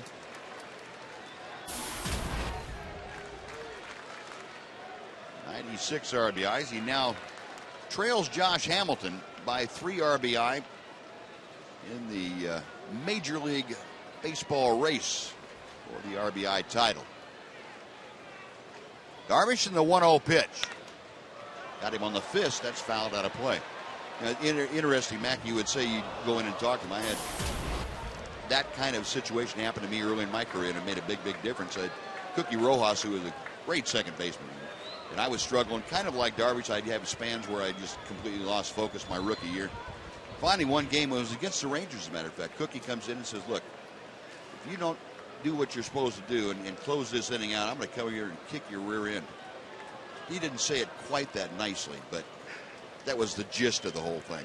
Believe me, I know. You were bigger than he was, Bud. He couldn't have done that to you. Yeah, but he was serious. You should be embarrassed if you let him do that. He would try. He would definitely try. You got the point anyway, yeah, right? I did. And it's funny you mentioned Cookie, because Cookie's the one who told me that's what I need to do as a middle infielder. Cookie taught me a lot about playing the middle infield, shortstop, second base, dealing with situations like that, being that guy, being that vocal guy, being that leader. And got a chance to see him at the All-Star game, and it was good to see him. But yes, that's where I got it from, being able to talk to that pitcher. You see something that sometimes the pitcher may not see or another player may not see, and you guys are teammates. You let them know, and you let them know in a way that that's respectful. 2-1 pitch pulled down the left field line. It's hooking, but it's fair. 2 runs are going to come across.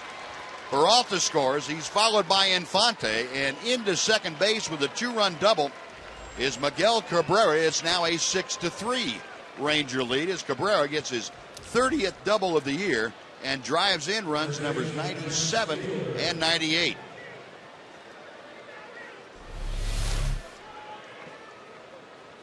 That can't be the location he was trying to throw that breaking ball on the inside part of the plate, but at the same time, you got to be a good hitter to keep that ball fair. So many times a hitter off-speed pitch that far inside, you hit it on the good part of the bat, but you pull a foul. Twice this inning, Infante on a sinker, and then Cabrera on that hanging curveball were able to keep those balls fair. Ron Washington ordering the intentional walk to Prince Fielder. Not going to give him an opportunity to do any damage here in the 5th inning. Brennan Bosch will come to the plate as the tying run all of a sudden. And I know there's some people thinking, well, why didn't you intentionally walk Cabrera? Well, the reason you don't intentionally walk Cabrera is because a fielder hitting behind him. Then you've got to pitch the fielder with the bases loaded. Even though Cabrera is a right-hander, against a right-hander, he is one of the absolute best hitters in the game. So the righty-lefty thing, when you're facing or talking about Cabrera, you just throw that out of the window. Right. He's just that good of a hitter. Cabrera at second, Fielder now at first after the intentional pass, and Brennan Bosch to the plate is 0 for 2 today. A couple of groundouts, and Yu Darvish trying to minimize the damage or keep it at 3 in this inning, and Bosch gets fisted, a little roller that Beltre grabs, and he's going to tackle Cabrera. That's a mismatch, but the inning is over with on that put out by Beltre. 3 runs for the Tigers. We'll move to the bottom of the 5th inning. It's now the Rangers 6, the Tigers 3 on Fox Sports Southwest.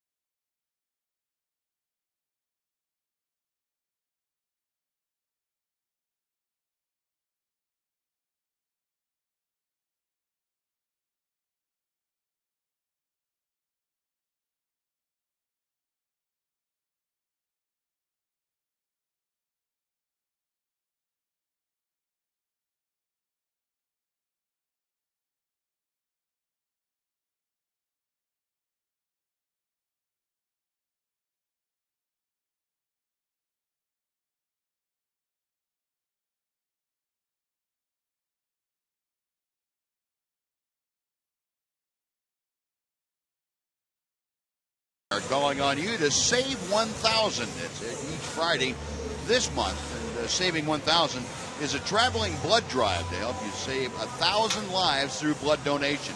Just 1 pint of donated blood can save up to 3 lives. This Friday, go to the Tarrant County building in Fort Worth from 7 a.m. to 3:30 p.m. and help us save 1,000.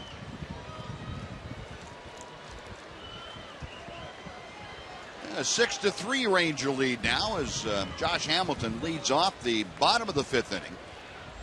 Hamilton 2 for 2, a single and a home run. He's driven in 3. That guy looks like he's back to where he wants to be. Certainly back to where the Rangers want him, driving in runs. Swinging a foul tip. Time for the AT&T U-verse reverse replay. Back in the first inning, Josh Hamilton pitched down, away from him. And that was way away from him after it landed 420 feet away from him. For Hamilton, his 32nd home run of the year.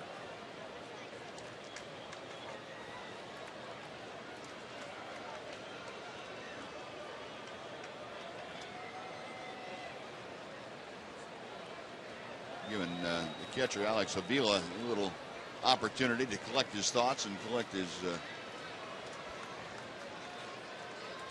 sanity back there. He got thumped with a pretty good shot to the mask. Change up outside. And the count's 2 balls and a strike. Hamilton, Beltre, and Cruz, the middle of the Ranger order, facing Porcello here in the 5th inning. And it's low and away, 3 balls and a strike. I don't blame him for not throwing him a strike after the first 2 at bats. 2 balls that he's hit.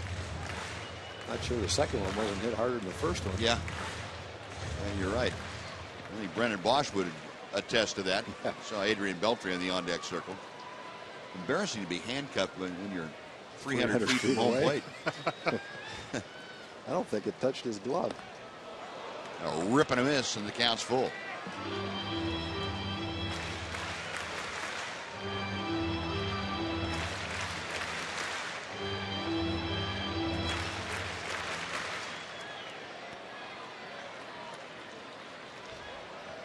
Porcello has the sign he wants. In the big right hand into the wide. The payoff pitch coming to Josh.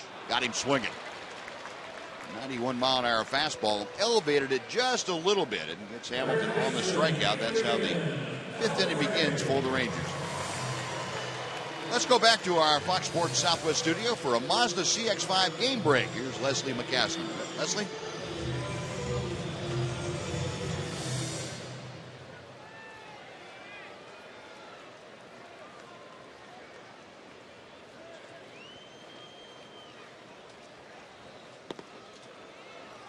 All right, Leslie, thank you. Adrian Beltre is swinging a miss on a breaking ball from Porcello. Adrian, a tapper back to the mound his first time up. And then a chopper over to Miguel Cabrera at third. That was in the 3rd.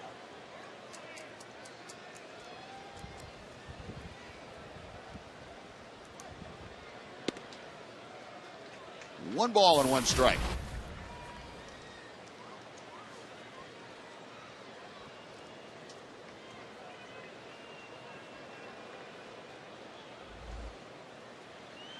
Porcello back to the plate. Swung on, hit high in the air, down the left field line. It's hooking into the corner and going foul.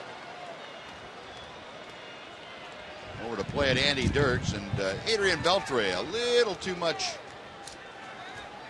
hook on that ball to keep it in the field of play.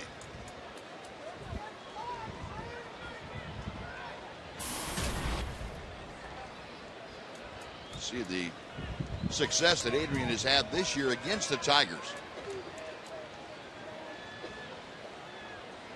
And Porcello back with the 1-2 pitch. 2-2.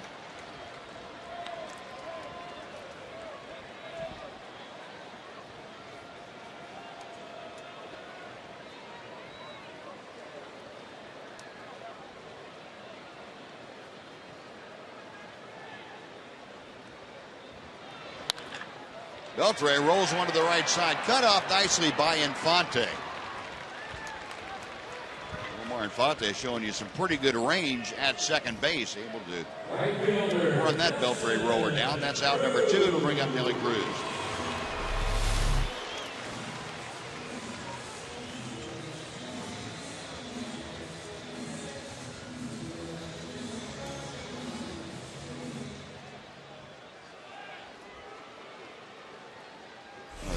Spot for the Tigers this year had been a revolving door, and Omar Infante has come in and really solidified that spot.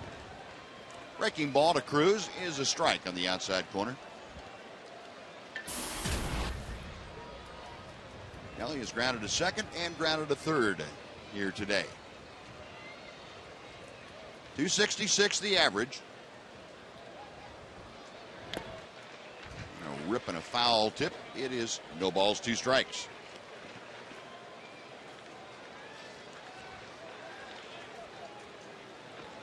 Mac, the Rangers caught a little bit of a break going into Yankee Stadium tomorrow. CC Sabathia on that 15-day DL. They won't face him. And anytime you can miss Sabathia or anybody like him, that's a positive.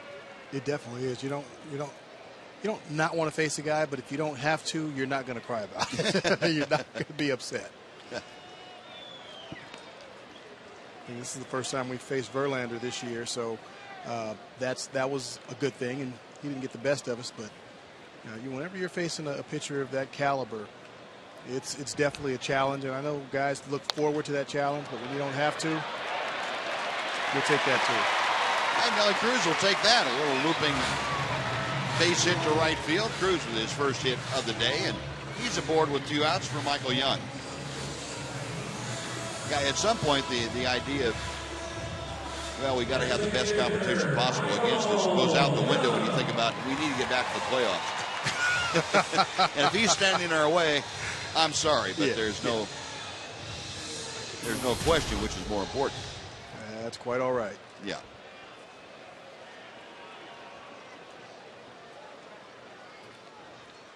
Michael Young, a couple of ground balls to the left side. And he takes high for ball 1.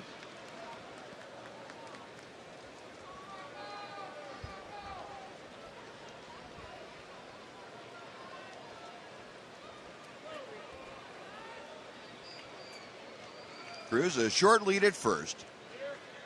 He's on the move. The pitch is a ball. The throw to second, not in time. Boy, Nelly getting that very short lead at first, had a great jump, and Porcello paid very little attention to him. They didn't have a real big lead. But Porcello probably didn't think he was going to be going. Yeah. Now base hit gets one of those 3 runs back for you. This is where Nelly, a situation like this, Nelly can be very effective because a pitcher will forget that Nelly can run. Yep. And just, all it takes is one pitch, and now all of a sudden he's in scoring position. Michael Young, a check swing on the off-speed delivery, and no swing. First base umpire Adrian Johnson making the call.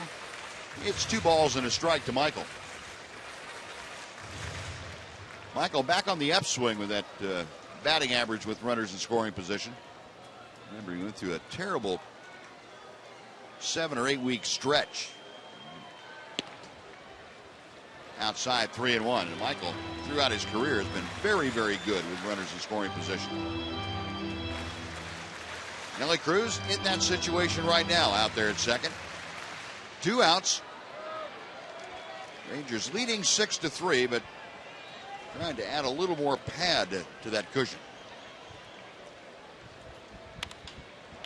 Chopper to third, backing up Cabrera. He flags it down. The throw is high, but fielder able to come back down on the bag. And Young is retired, so are the Rangers. No runs, a hit, 1 left. Mac, thanks for joining us. We sure appreciate it. We'll be looking for you on Rangers Live after the ball game. See you guys later. Okay, Matt. 6th inning coming up. Rangers by 3.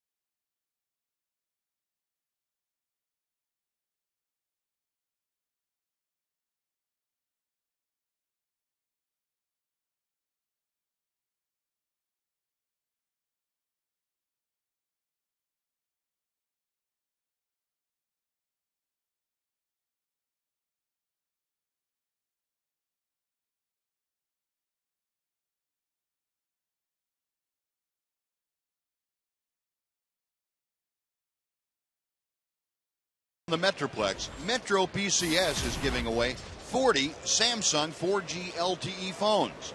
Enter to win at all participating locations. Metro PCS, wireless for all. Darvish back out to start the 6th inning, and Delman Young, the designated hitter, takes a two-seam fastball that sinks in at the knees. It's 0-1. Young, a couple of groundouts, once into a double play here this afternoon. And strike 2 is dealt on the outside corner by Yu Darvish. Rangers about hit the Tigers this afternoon 8-6. Only 2 errors committed in the ball game belong to Detroit. And those led to a couple of unearned runs for the Rangers in that 3-run 3rd inning.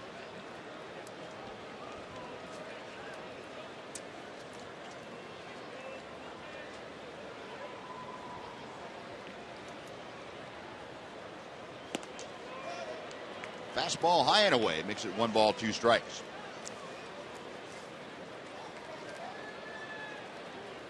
Darvish at 86 pitches this afternoon.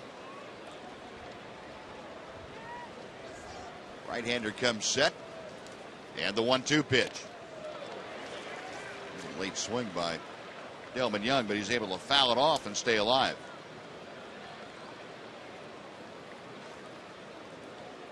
Giovanni Soto said, yeah, boy, let's go.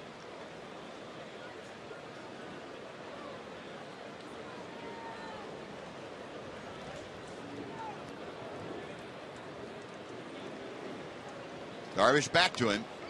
A little nubber down the first baseline. Near the bag, Mitch Moreland takes it and steps on first. Delman Young is retired. There's 1 away, and Alex Avila coming up. They get that leadoff hitter. Last inning, the inning got away from you a little bit after he walked Avila to start the inning. Comes out, makes some good pitches to get Delman Young here to start the 6th. Still have a nice lead, but you saw last inning how quickly the Tigers can score 3 runs. Yeah, this may not be Fenway, but with the Tigers in town, this can explode on you if you don't keep a close eye on it. Avila 0 for 1, a strikeout and a walk. Came around to score on the double by Infante last inning. First pitch to him, breaking ball, and going to dance out of the way of that is Alex Avila. Avila did not play in yesterday's ball game. Played here on Friday night. Was 2 for 2 in that game. Extended his hitting streak to 11 consecutive. Also had 2 walks in that Tiger victory. A slow breaking ball that cuts the strike zone in half. It's 1-1.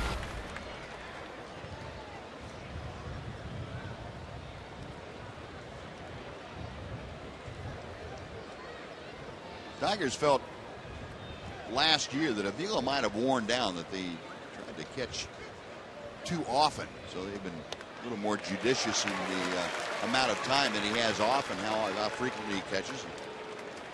He's down in the count now 1-2 after not being able to connect with that fastball from Darvish. Yeah, if Darvish could bottle up that last cutter at 92 miles an hour, he wouldn't be giving up many hits on it, that's for sure.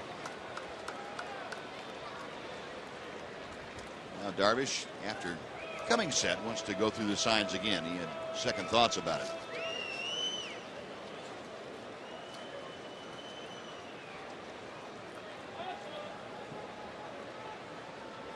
The 1-2 pitch on the way. Got him swinging. 2 good pitches, boy. 92 mile an hour cutter and like an 84 mile an hour hard curveball. Both tempting, but both just about unhittable. That is strikeout number 6 for Yu Darvish. And with the bases empty and 2 outs, Johnny Peralta coming to the plate. Well, Darvish among the league leaders in quite a few areas despite his troubles of late. Came into this game 4th in the American League with 154 strikeouts, so he's now up to 160. Saw Verlander regain the leadership in the strikeout role. First pitch to Peralta hit high in the air. That will twist out of play. He has Mitch Moreland over to keep an eye on it, but that's 15 rows back. And the count's 0-1.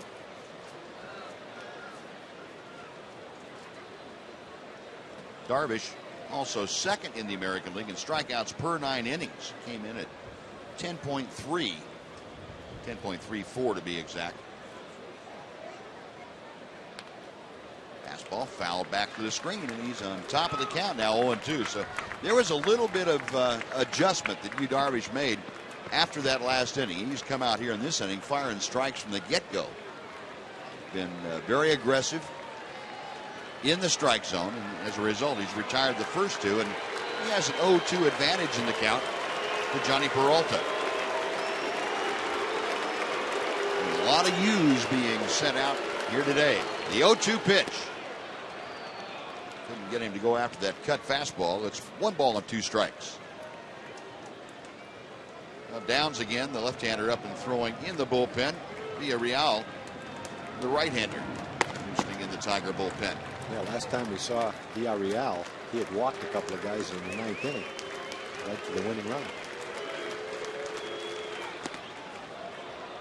Peralta able to check his swing. And that hard slider. And the count is even at 2-2. And right here's where you want to go after him. You don't want to have this thing go to 3-2.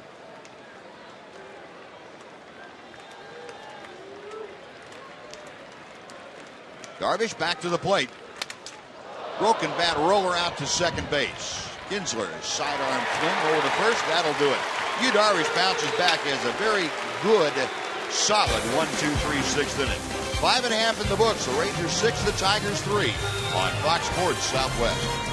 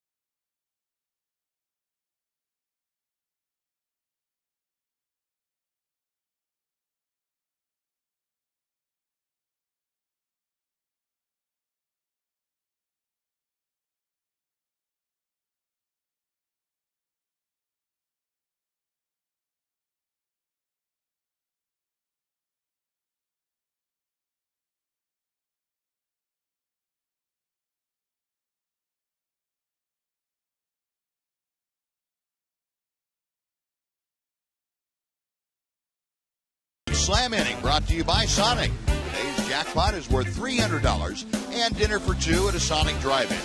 Today the Rangers are hitting for Robert LaFay of Saxe. And if a Ranger hits a grand slam during the inning, Robert LaFay of Saxe is going to win $25,000. You can register at any participating Sonic restaurant.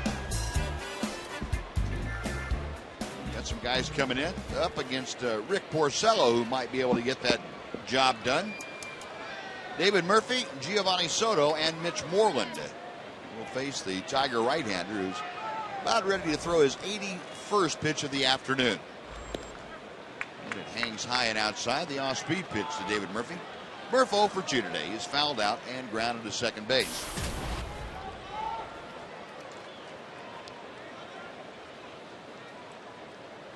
Porcello to the wind, the 1-0 pitch.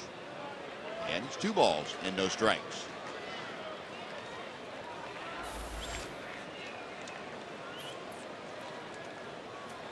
The White Sox now leading by 4 in the top of the 9th inning, trying to close out the Oakland Athletics. A change up to Murph, and it catches the outside corner. It's 2 balls and 1 strike. Murphy, 9 home runs, 41 driven in.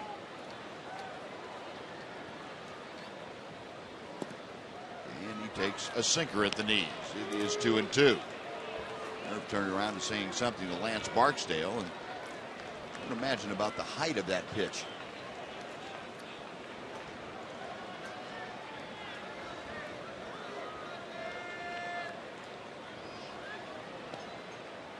Pitch in the dirt. The count has gone full, so Murph trying to leave things off, at least get a board here to start the 6th. He'll be followed by Giovanni Soto.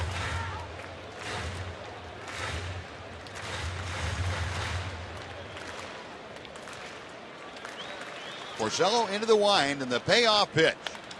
Poke to left field. That's a base hit. David Murphy, so good at that when he's swinging the bat the way he is, about just guiding the ball into the outfield, going the other way, and hitting it very solidly. That's important for David because most pitchers throw him away. Try to keep the ball on the outside part of the plate. Gets a lot of calls that are a little bit off the plate that don't go his way either. So to be able to do that is very important for his success as a hitter.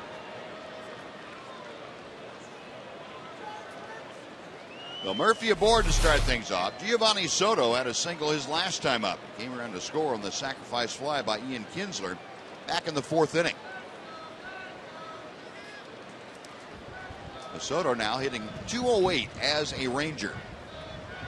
There goes Murphy. The hit and run is on. It's a little dribbler down the first baseline. And Avila pounces on it before it can roll back into fair territory. Well, Soto had a very nice hit and run in Boston. He might have had a very nice one right there if he got a pitch that he could hit. The pitch stayed way up and in, and he swung at it to protect the runner. There wasn't much he could do with it, though. He had a textbook hit and run in Boston. Second baseman covering, shot a ground ball into right field for first and third. We saw Dave Anderson going through the series of signs for Murphy at first and Soto at the plate. 0-1 the count. And a chopper out toward short. It could be two. Infante, a quick pivot. And indeed, it is 6-4-3 double play, and that leadoff David Murphy single is erased. Bases are now empty and 2 away with Mitch Moreland coming up. Well, that's one of the reasons that a manager puts on the hit and run in that situation. Pretty good runner, and a runner who, if he hits a ground ball, is susceptible to a double play. Infante does a really nice job of getting rid of that ball. Can't get rid of it much more quickly than that. David Murphy down there trying to make it as difficult as possible for Infante to make that pivot, but veteran second baseman has seen that before, I think. Well, here's Mitch. Perfect afternoon, 2 for 2, a single, a double, and a run scored. Breaking ball, and it is 0-1.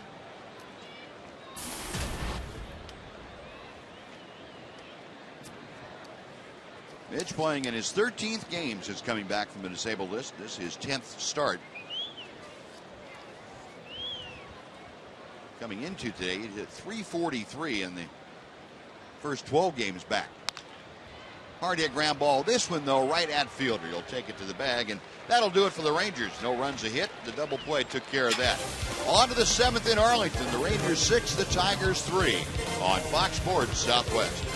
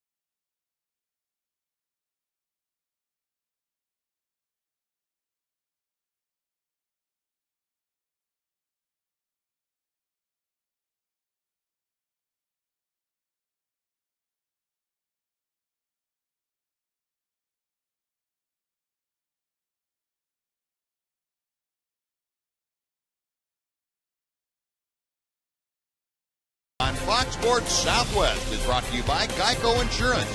15 minutes could save you 15% on car insurance. Visit us at geico.com or call 1-800-947-AUTO. And by the all-new Mazda CX-5 with 35 highway MPG. Rangers approaching double figures in hits. They lead 6-3. Tigers come to bat in the top of the 7th inning. Yu Darvish back to the hill.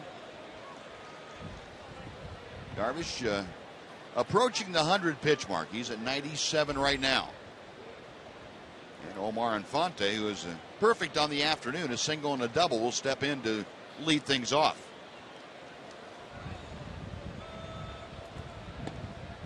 First pitch is on the inside corner. Strike one. A little support out in the Ranger bullpen. Robbie Ross, left-hander, as soon as he quits through chewing on his glove, is going to continue warming. I know that Hoggy Price serves him lunch. Have some before the ball game. You don't have to eat your glove. 1-1 the count to Infante.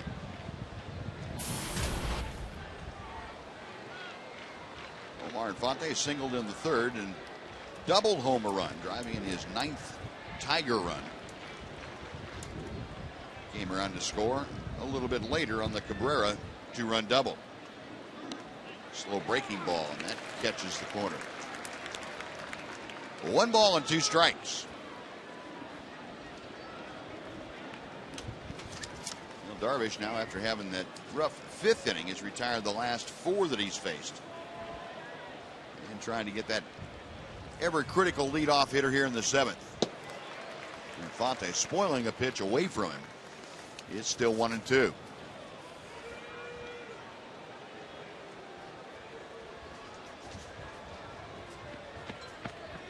Infante with the Braves and the Marlins, along with the Tigers.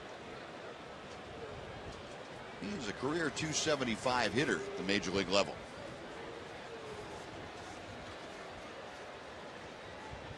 Darvish back to him. Got him swinging. Same thing he did to Austin Jackson. Came back with a little extra. Still had his 95-mile-an-hour fastball left. One more time. Strikeout number 7, and let's say hello once again to Jim Knox. Jim. All right, Buzz, real quick, time for the Progressive fan of the game. It has to be the Lone Ranger. As the sign reads, he heads out for boot camp in the Navy. At least he can be the Progressive fan of the game. Here's the bag. Congratulations. He's in his jeans, boots, hat, and this get-up all game long. Cheering for the Rangers. Anything you'd like to say, Lone Ranger? Yeah! Let's go Rangers! I'm here with my girlfriend Tonto, and all we got to say is, go Rangers, beat the Tigers! There we go. Way to go, Lone Ranger. Way to hold up that sign, Tonto.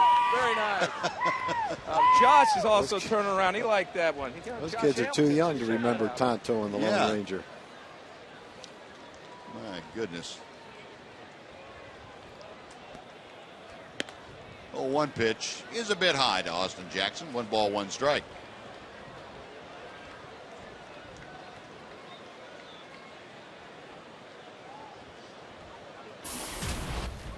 Jackson an 0 for 3 this afternoon. Struck out the last time that he faced Darvish. And the 1-1 pitch to him. Popped up, foul territory. Mitch Moreland will come over to take a look, but he's going to run out of room. And the count moves to 1 ball and 2 strikes.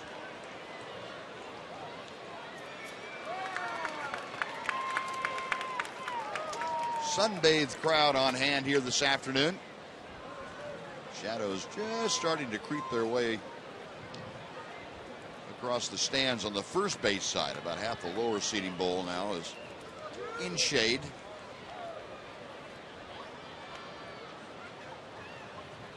Darvish comes set. And the pitch.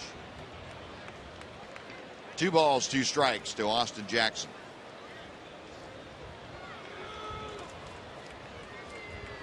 Line on Yu Darvish, 6 1/3 innings of work. 3 walks, 7 strikeouts.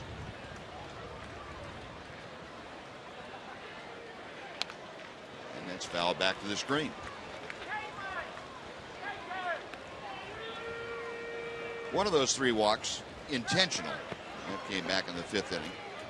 One that really hurt him, though, is that leadoff walk that Alex Avila drew to start off that 5th inning. Darvish at that time a 6-0 lead, and that leadoff walk really set the stage for the only problematic inning that he has had this afternoon. Right-hander again with the 2-2. Got him swinging. He's just got a little bit of everything that he can throw at you. Tossed Infante a slow 70-mile-an-hour curveball, struck him out with a 95-mile-an-hour fastball. That looked like a good cutter at about 90 miles an hour in the outside corner to get Austin Jackson. A good start to the 7th inning after a really good 6th inning. He's retired 6 straight.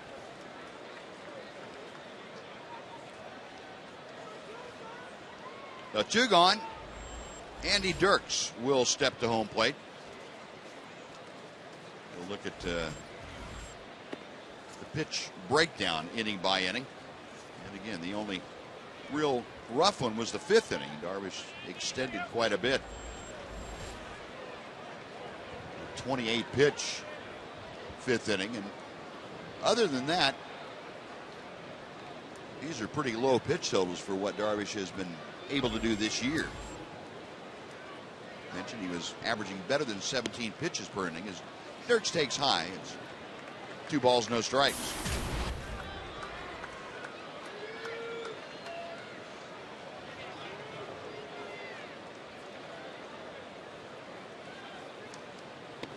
And ball 3 is low and outside. So Darvish in danger of walking a guy you don't want to walk. You need to make Dirks hit his way on because he's got Cabrera and Fielder following, and Ron Washington keeping a very close eye as Darvish about ready to throw his 112th pitch. And it's high, ball 4. And we'll see if that prompts a move. It's going to be Mike Maddox coming out to the mound. Mike looking back and saying something to Ron Washington before he makes the trip out there. Well, while we have a second here, we'd like to remind you can join Fox Sports Southwest at the Captain Morgan Club inside Rangers Ballpark on Monday the 13th. That is tomorrow. Watch the Rangers take on the New York Yankees. Doors open at 5 o'clock. Parking is free, and there's no ticket necessary. It's the Fox Sports Southwest Rangers Live watching party. You won't want to miss that. A conference concluded. And Darvish ready to work to Miguel Cabrera.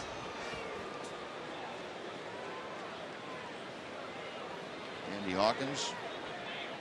Talking with Robbie Ross out there.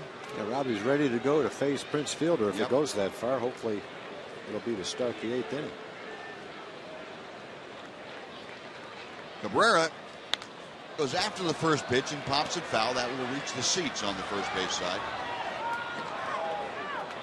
Cabrera, a double and a single. Double brought home 2 runs, increasing his RBI total of 98 for the season. And batting average up to 324. Came in second in the American League with that 322 average. 0-1 pitch to him. Pretty good fastball away at 95, and Darvish now up in the count 0-2.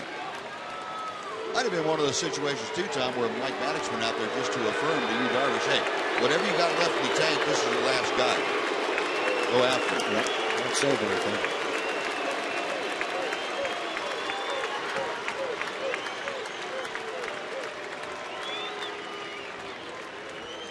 No balls, 2 strikes. And low and outside makes it 1-2.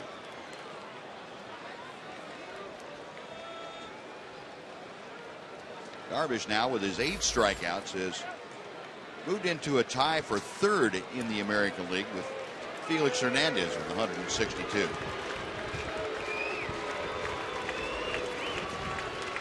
Darvish a check of Dirks at first. Now the 1-2 pitch. Out of play to the right.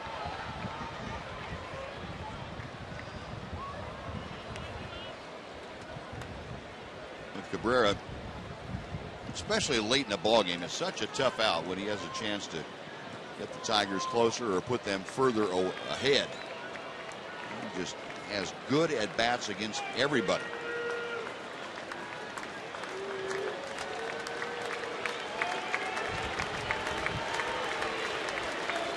Darvish ready. Again, the 1-2 pitch. Took something off the breaking ball. Couldn't get Cabrera to go after it. And the count is even at 2-2. He got Cabrera to chase a cutter outside the first time up. First time he'd seen him today. But since that time, he's been able to lay off that pitch. That one was a little too far outside to really tempt him. He's a good hitter because he doesn't try to pull the ball. Andy Dirks after the 2-out walk at first. Darvish checking him. And now we'll step off and just kind of go through the motions of a throw to first base. And just to let Dirks know that he hadn't forgotten about it.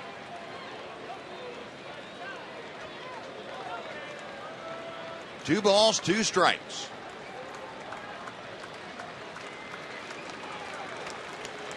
Darvish to Cabrera. And Cabrera again fouling one off that left ankle. By my count, that's the 5th time now. He did it 2 times before he came into this series and was hobbled to the point that he couldn't play third base for several days. He's done it 3 times in this series. So in the last week or so, Miguel Cabrera has really worn that left ankle out. Yeah, the pad is nice, but there's area there where the pad doesn't cover. That's what it looks like that plays fine. And I think he missed the pad altogether. Yeah, just above his shoelaces. Jim Leland going to go out and check on him along with the Tigers trainer just to see how bad it is. Cabrera hasn't missed any time because of that ankle, but Jim Leland has acknowledged that we've had to start him at DH so he could at least spend more time off his feet than on. He felt coming into the series that he had progressed enough to play third base, but when you keep bashing it like that a few more times, it's going to be a long time before that thing gets better. Yeah, that missed the pad. That came right on the front of his ankle, right above his shoelaces. Going across, going across.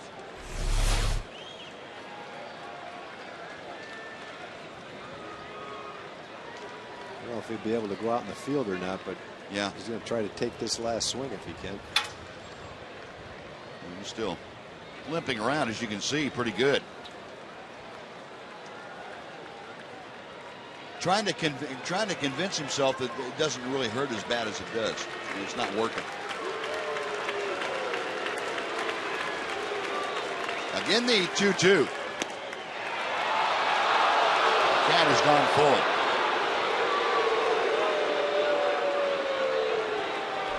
There's a chance for Darvish to go back down to that same area with a good 2-seam fastball to see if Cabrera would offer at it. Instead, he went up and away with a cutter.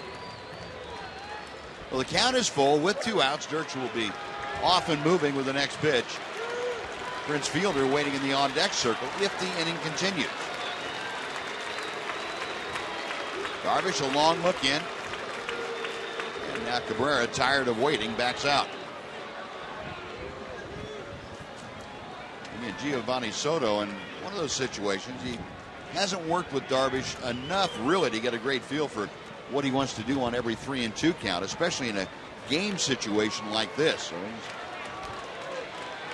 like he's going to go with that slider, and now he's not. Darvish wants something else. Now the right-hander has the sign he wants. There goes Dirks. The payoff pitch, low and outside, ball 4, and that puts 2 aboard with 2 outs, and that's going to do it for Yu Darvish. He's trying to make the perfect pitch and go for a strikeout right there, but you know, the reality is, as good a hitter as Cabrera is, you don't want to bring the tying run to the plate, and you need to throw him a strike. You can't count on him fishing for a pitch out of the strike zone. You got him once that way, but chances of him doing it twice aren't that good. He's just too disciplined a hitter. Well, that's going to do it for Yu Darvish, and it's a nice standing ovation. And literally behind the Ranger dugout on the first base side as he exits Robbie Ross coming on from the right center field bullpen. And while the left-hander starts to take his warm-up tosses, we'll take a break. Be back right after this on Fox Sports Southwest.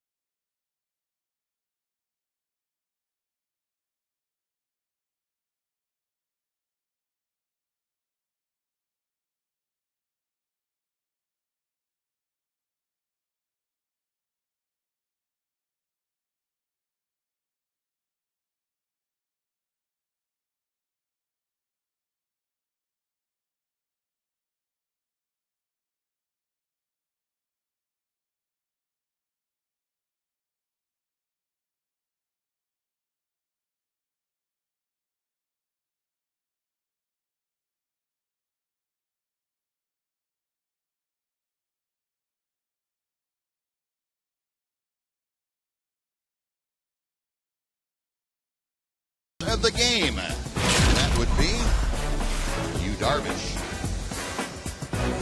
Afternoon that he has had, it didn't end the way he wanted it to, as far as back-to-back walks, but he was devastating at times today. Went through streaks where he was completely unhittable. Tigers found out by striking out 9 times or make that 8 times in 6 2/3 innings. And it's still the walks, though, that got in the way of it being a really good outing. Leadoff walk led to 3 runs in the 5th, and now he leaves after 2 strikeouts to start the 7th inning, and then 2 walks to bring up the tying run to the plate. 5 walks in the game. Robbie Ross's first pitch to Prince Fielder is a strike as you look at Robbie's numbers.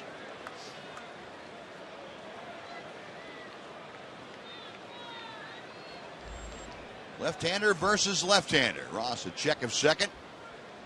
And the next pitch, that little cutter catches the inside corner, and Fielder can't believe it. That's pretty much where you want to stay with Fielder right now. I've seen him get jammed a number of times on that kind of a pitch.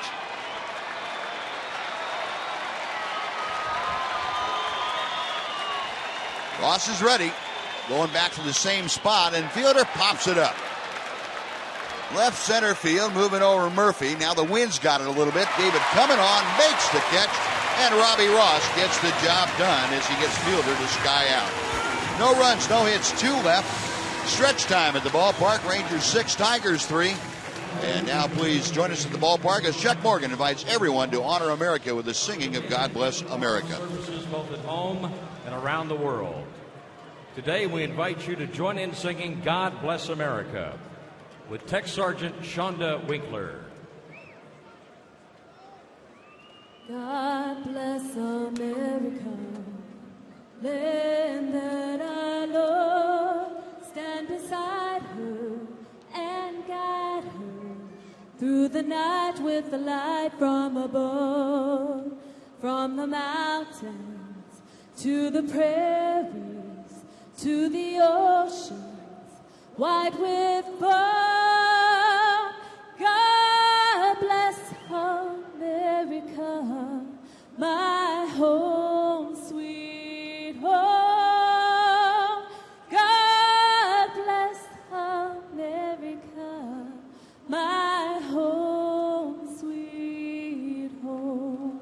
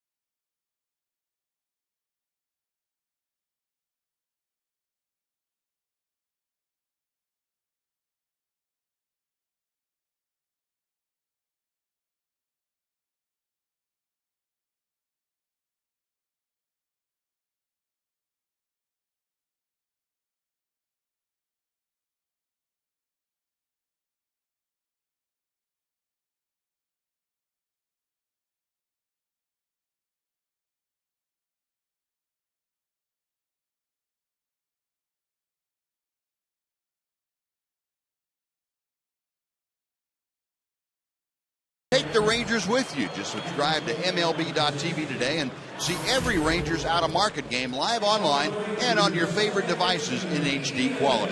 Visit TexasRangers.com to order and get more details. MLB.tv, it's baseball everywhere. good job by Robbie Ross to come on and retire Prince Fielder on a harmless fly ball. Rangers maintain their 6-3 lead, and they are going to be facing a different right-hander as we head to the bottom of the 7th inning. And we saw Brian Villarreal last night. He's got a good fastball, mid-90s fastball. Good stuff, having a good season. Had control issues last night, though. Walked a couple of guys, and that led to the Rangers winning rally in the 9th inning. Opponents are hitting less than 200 against him. That'll be at the top of the Ranger order. Kinsler, Andrews, and Hamilton here in the 7th inning. Kinsler 1 for 2 this afternoon officially. He's had a sacrifice fly and a RBI double. He's also scored a run.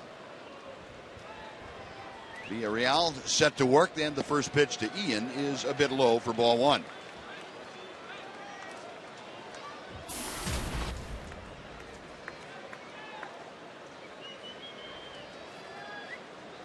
Kinsler now with 55 runs driven in this year as Villarreal misses down and away.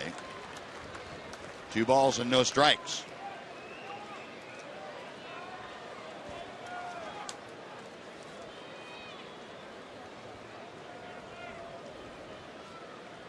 Right-hander ready, and back to the plate he comes, and Kinsler shoots one foul. Villarreal, the 25-year-old right-hander out of Valencia, Venezuela, facing Ian Kinsler.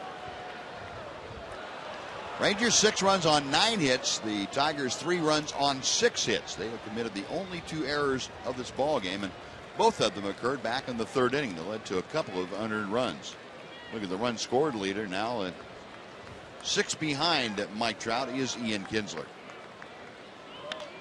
Little check swing tapper right back to the mound. Villarreal lobs it over to first, and Kinsler is retired for out number 1. And let's head back to our Fox Sports Southwest studios. Leslie McCaslin has her game break for us. Leslie?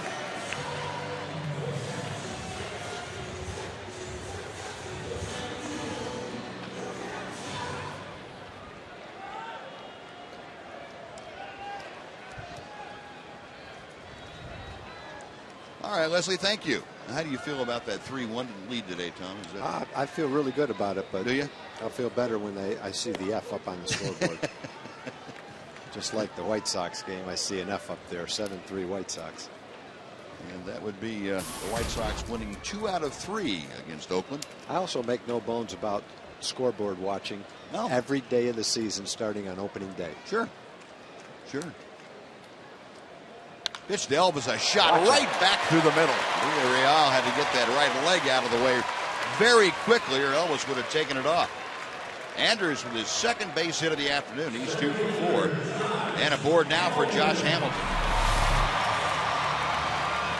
Well, the other side of it, Buzz, is I would bet that most people that say they never scoreboard watch, if they're Ranger fans, know what the Angels do every single day of the season.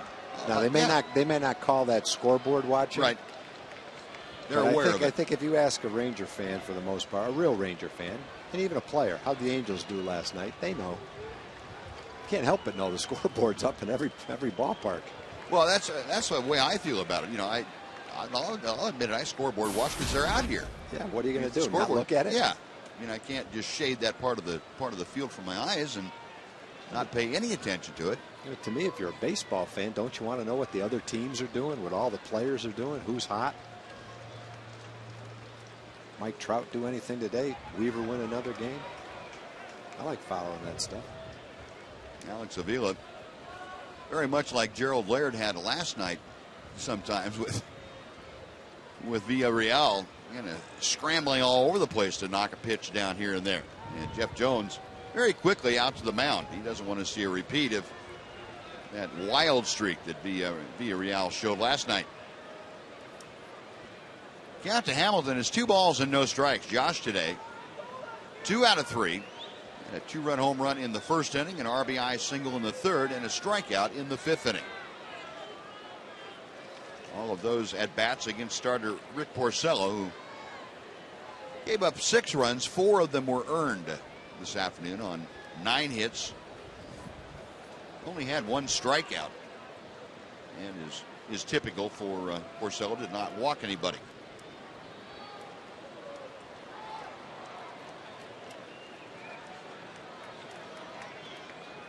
Villarreal has the sign he wants from Avila. Check a first. And the 2-0 pitch. Low and outside. 3 balls and no strikes. That's quite possible. What Jeff Jones told Villarreal also is, don't give in to this guy. I mean, try to make quality pitches. If you miss away where he can't reach it. And if you go to 3-0, don't throw one right down the middle, assuming that he's not going to have the green light.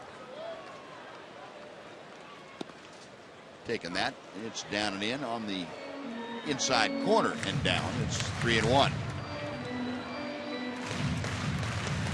One thing Josh doesn't do very often is swinging a 3-0 pitch. You got guys like Beltre and Cruz who obviously have the green light, but they're not at all averse to swinging at 3-0, and Josh just doesn't do it that often. That's low and inside, ball 4. Hamilton with a walk. There are now 2 aboard, and Adrian Beltre coming up.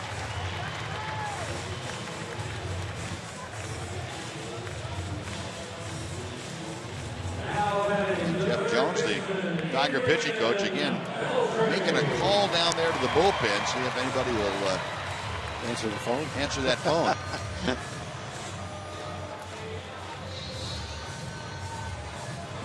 Downs up for at least the 3rd time today. He's been up and down since the 4th inning. Here's Beltre, who has grounded out all 3 times that he faced Porcello. Now facing Villarreal with Elvis at second, Josh at first. 1 gone here in the 7th inning. Rangers trying to add to their 6-3 lead. A strike to the outside corner.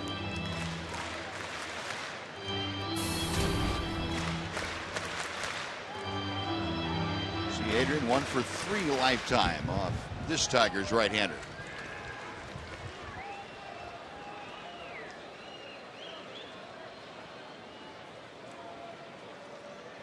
There goes Elvis to third and Hamilton to second. Elvis is going to try and score. All the way from second. The throw was late. Elvis slides in on the stolen base and wild pitch. And the Rangers lead 7-3 as Hamilton goes all the way to third. Well, he had third base stolen standing up if he wanted to.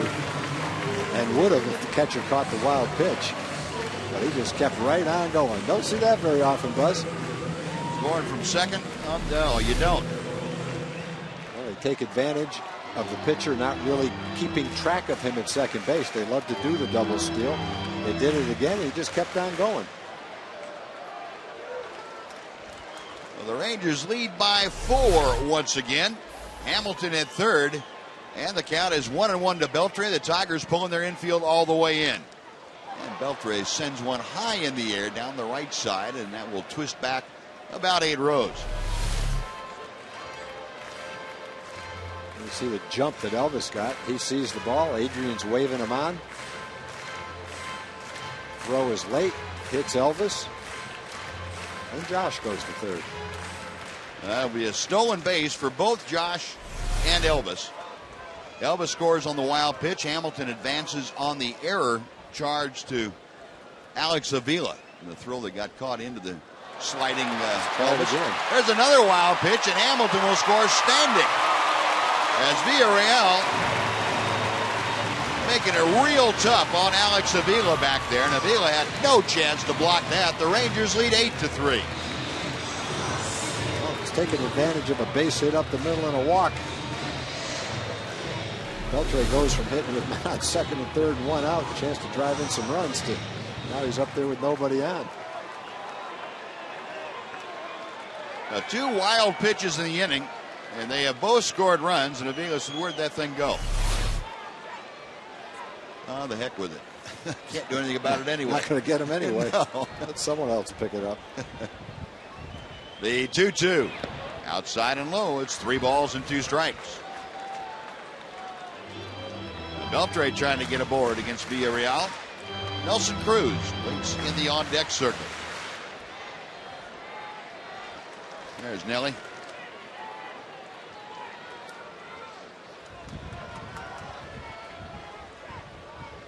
Payoff pitch. Good rip by Beltran. He fouled it straight back. We'll try it again at 3-2. The Rangers have scored in 4 different innings in this ball game. 2 in the first inning, 3 in the third, 1 in the fourth, and 2 here in the 7th inning.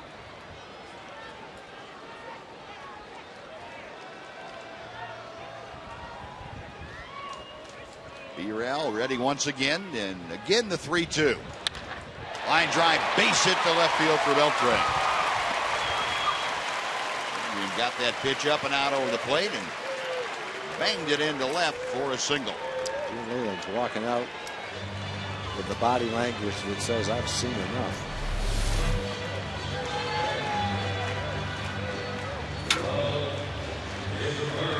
Well, Leland takes the ball from Ryan Villarreal, and that will do it for the right-hander. Downs is going to make his way in to take over on the mound. The Rangers have increased their lead. It's now 8-3. And while the pitching change is underway, we'll take another timeout on Fox Sports Southwest.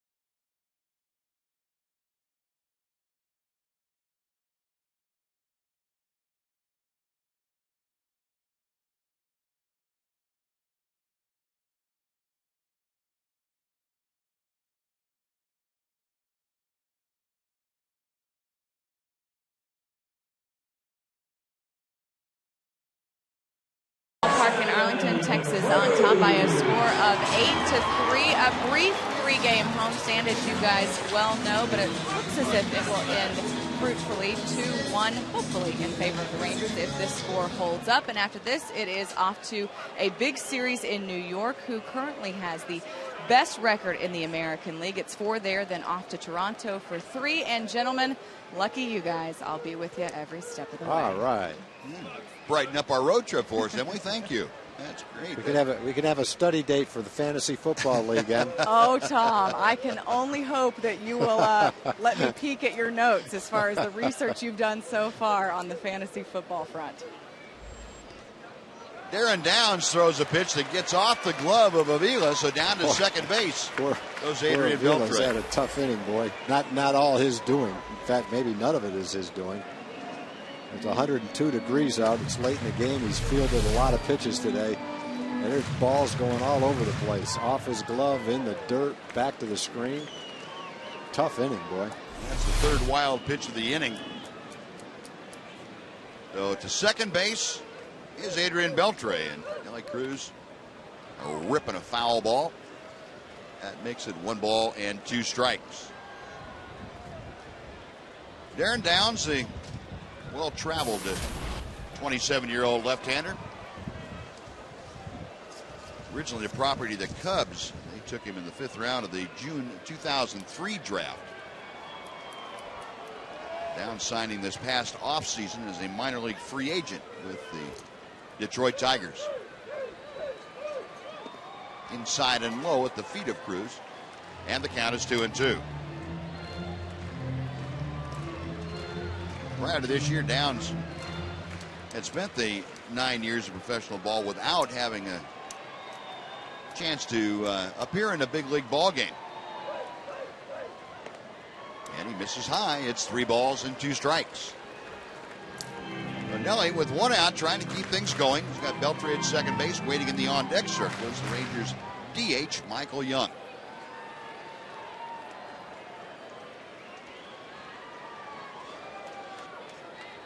Payoff pitch to Cruz. Got him swinging. Downs getting that fastball at 90 miles an hour up about letter high. Gets the strikeout. And with 2 outs, Michael Young will get a shot at Downs.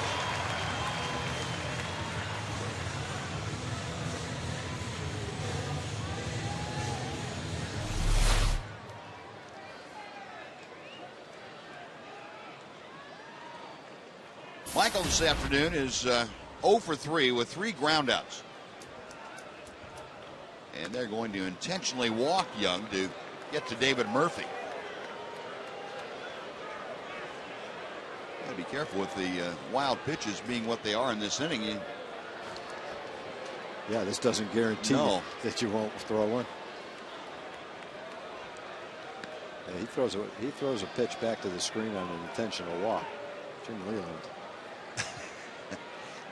might have to go down to the tunnel and light up another one. Yeah, the 4th wide one is issued without mishap.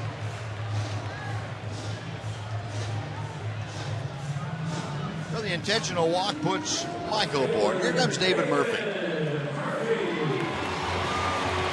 Murphy, the Rangers leading 8-3, obviously going to get an opportunity now to hit against the left-hander.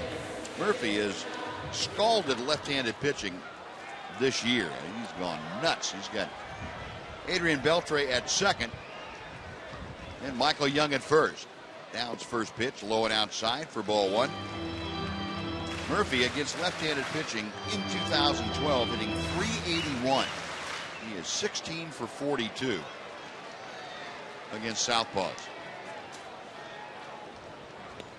That pitch way inside, almost got by Avila, and it's 2 balls, no strikes to Murphy. Avila kind of shaking his head like, what in the world is going on here?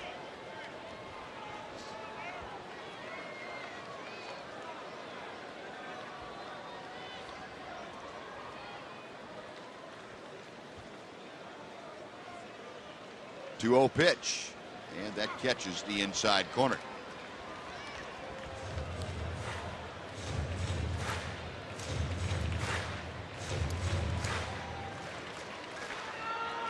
Murphy with that hit in his last at bat, got that batting average back up to an even 300 for the year. And he cues that pitch foul back to the screen. It's 2 balls and 2 strikes.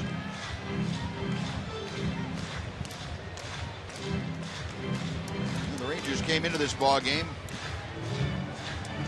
leading in the major leagues in runs scored. They have tacked on another 8 here today.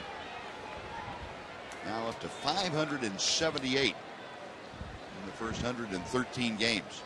Slow breaking ball, and that is inside. And the count has gone full.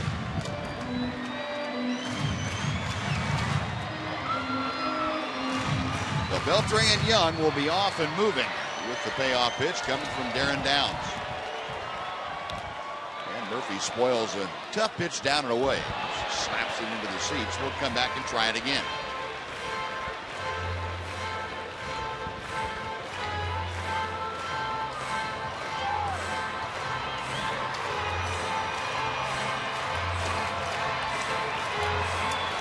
Murphy backs out momentarily. Now back in there. Downs working from the extreme first base side of the pitching rubber.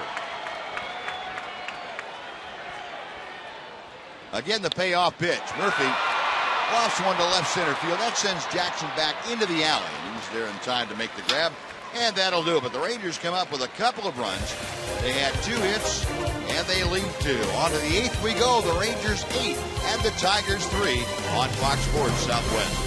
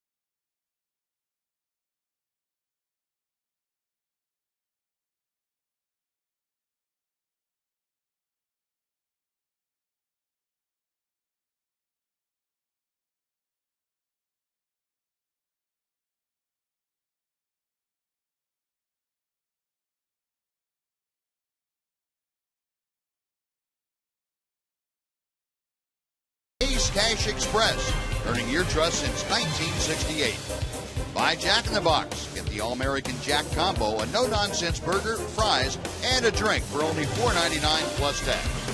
And by Hyundai. If it's stylish, intelligent, safe, and affordable, it's probably a Hyundai.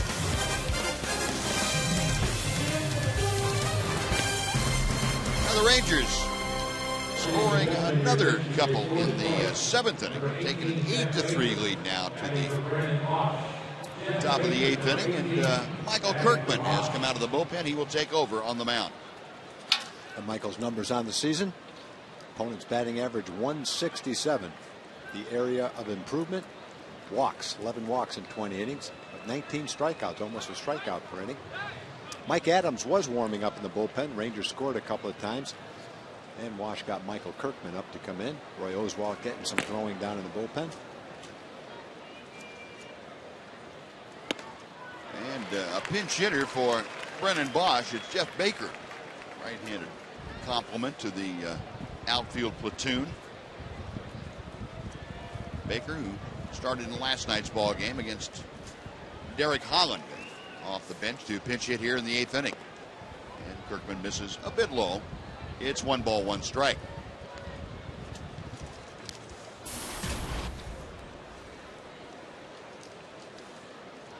Baker acquired from the Cubs back on the 5th of the month, a week ago. He had 269 with the Cubs in Chicago. And miss low and inside from Kirkman. It's 2 balls and 1 strike.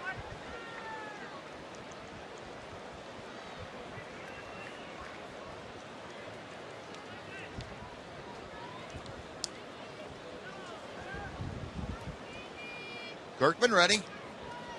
The 2-1 pitch. And the count is even now at 2-2. The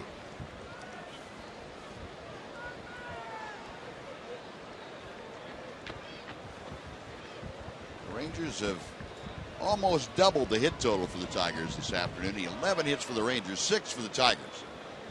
Tigers got all 3 of their runs off of Yu Darvish in that 5th inning. He kind of hit a wild streak and had problems getting the 3rd out in that inning before Cabrera had already pasted a 2-run double to increase the damage in that frame. And you have to be happy with Yu's outing, no doubt about it. Yep. Another outing where he had good stuff and still has a little bit of room to improve his command, as 5 walks would indicate. Breaking ball, call strike 3. And it looked like, I'm not sure about it, it looked like Soto was crossed up by the pitch, and it came over the outside corner. It was either that, Buzz, or he hasn't caught Kirkman, and the ball broke a little more sharply than he was ready for. But yeah, right there, it definitely looked like he thought it was something other than a curveball.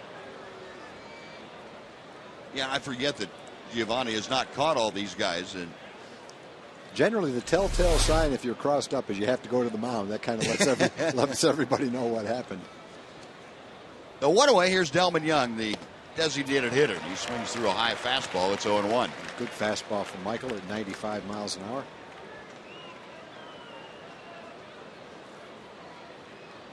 Kirkman trying to have a consistent outing. He has had some from time to time. It's just the consistency has eluded him lately. He would love to get that strike zone zeroed in a little more frequently. He's got great stuff. There's no doubt in anybody's mind about the 25-year-old left-hander's ability. That breaking ball hangs outside. And it's 2-1 to Delman Young. Kirkman, you'll remember in spring training, had an opportunity to make the ball club in the relief role, really as the only left-handed reliever that they were seriously considering, and then just couldn't quite get it done. And Robbie Ross, who had been thought to be a starter the whole time, stepped in, pitched well, and got that relief role for himself. 2-2 the count to Delman Young after that foul ball back to the seats.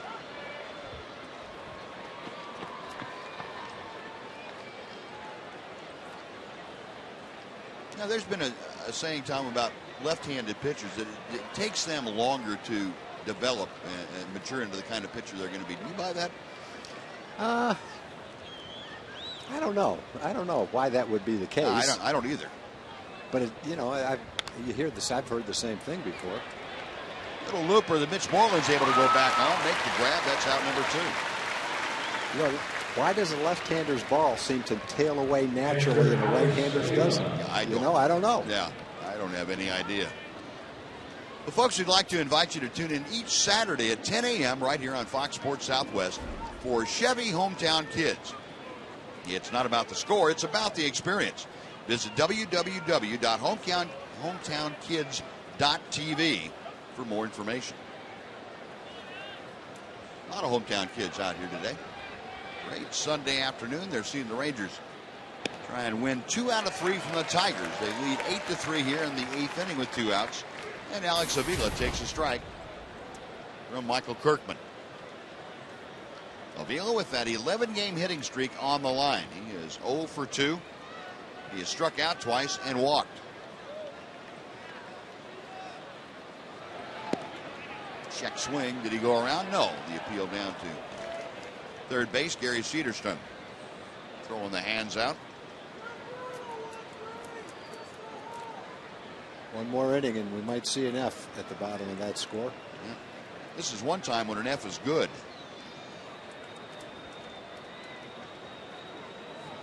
1-1. That's a bit low. It's 2-1.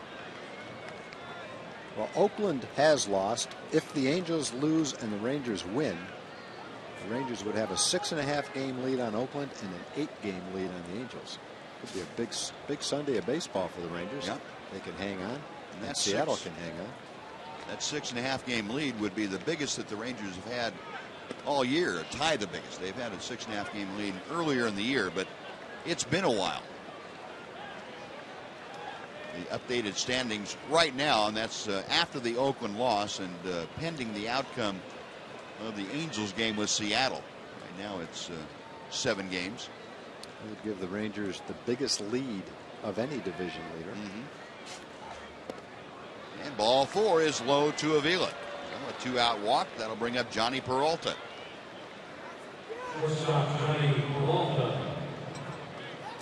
That is the 6th walk issued today by Ranger pitching. Yu Darvish had 5 of them. Now Michael Kirkman adds 1 to that list. 1 on, 2 out. Peralta to face the left-hander Kirkman. A base hit and a run scored in 3 trips to the plate for Peralta. And a strike at the knees on the inside corner.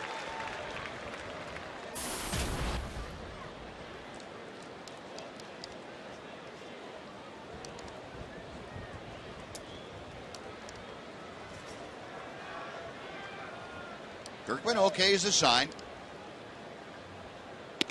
And misses off the plate inside. It's 1 ball, 1 strike.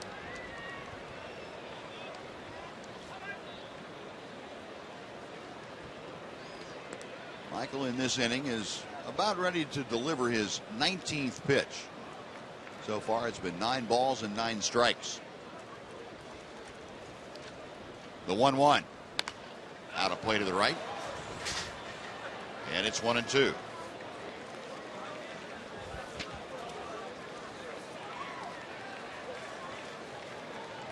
We mentioned the Rangers finish up here this afternoon with the Tigers. It's brief but hopefully successful homestand. Just a 3-gamer, and Rangers trying to win 2 out of 3 from the Tigers. Breaking ball got him swinging. And Kirkman douses the Tigers in the 8th inning. No runs, no hits. The Walker left stranded. Rangers come to bat in the bottom of the 8th, leading 8-3 on Fox Sports Southwest.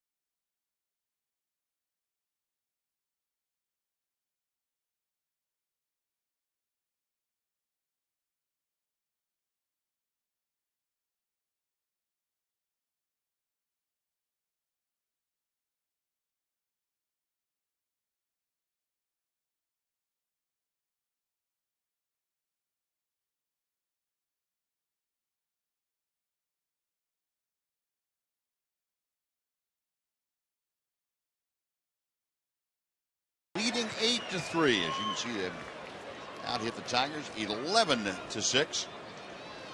And for the Rangers, it'll be Soto, Moreland, and Kinsler to face Darren Downs. The Rangers doing a good job of getting some runs home without the benefit of a lot of big hits. They scored 2 in the 7th inning on a couple of wild pitches, a throwing error, and a couple of stolen bases. The Rangers have taken advantage of some opportunities. They've hit the ball well today, but back in the 3rd inning, there were a couple of errors that led to a couple of unearned runs. Tigers have played a sloppy game today, and the Rangers have taken advantage of it. And also pounded out 11 hits, too. Here's Giovanni Soto, is 1 for 3, and Downs' first pitch is low and inside for ball 1. Soto, a single and a run scored in the 4th inning.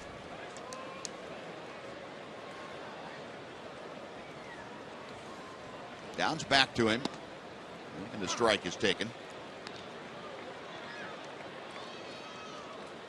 Rangers finish up here this afternoon and head on to New York. In case you missed the news about the Yankees, they put CC Sabathia on the 15-day disabled list yesterday with some soreness in his pitching elbow, his left elbow. So as far as the starter tomorrow against Ryan Dempster, it has not been announced yet. Dempster against to be named pitch in the dirt. It's 2-2 to Soto. Matt Harrison gets the start on Tuesday against Hiroki Kuroda. And Wednesday night it'll be Feldman and Freddie Garcia. And then on Thursday afternoon, Derek Holland and Ivan Nova will face off. 4-game series with the Yankees and into Toronto for 3 games. Up and in, the count is now 3-2 to Giovanni.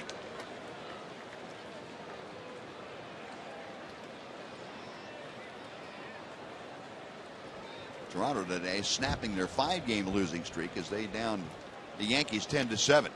And Soto a swing and a miss on a high fastball. He has gone on strikes. 1 away for Mitch Moreland. Second strikeout for Darren Downs. And Mitch Moreland will step in against the left-hander.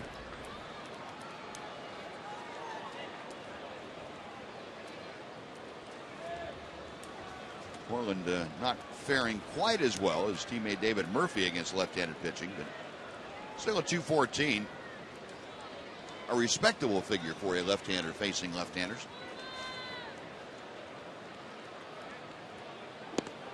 Mitch looks at a knee-high strike. It's 0-1.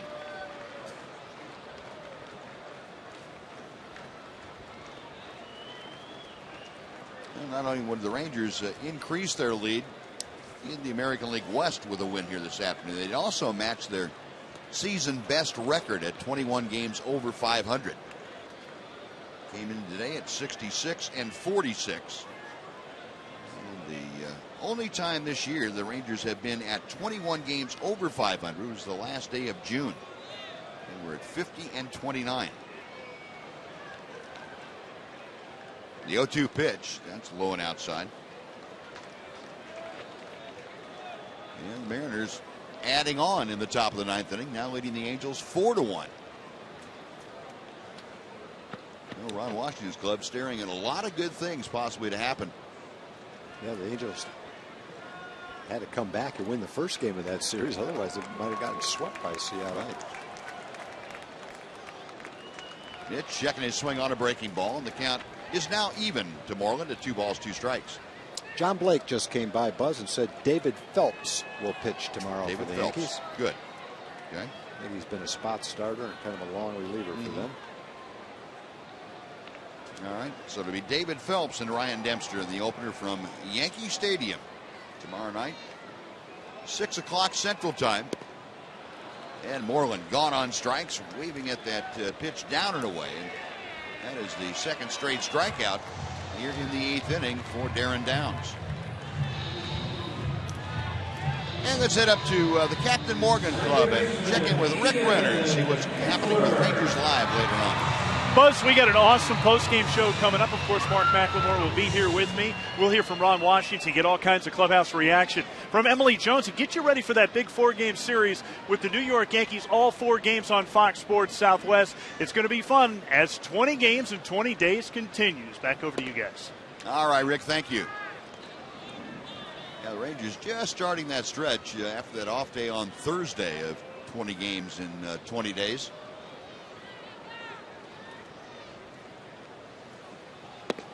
Kinsler takes a little bit low. It's 1 ball, 1 strike.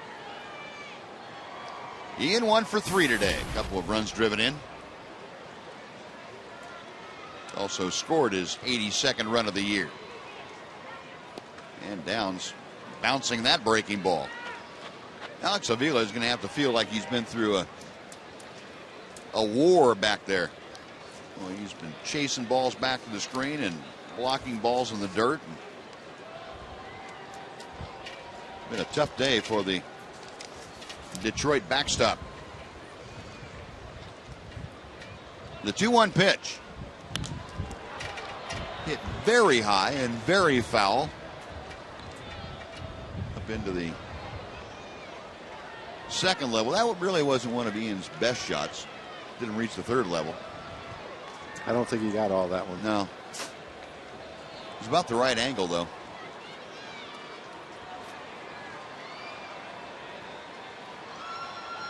Now the 2-2 coming to Kinsler. And the count has gone full.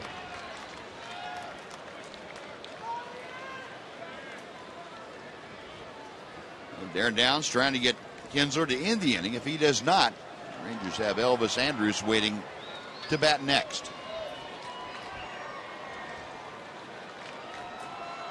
Payoff pitch. Fouled back to the screen.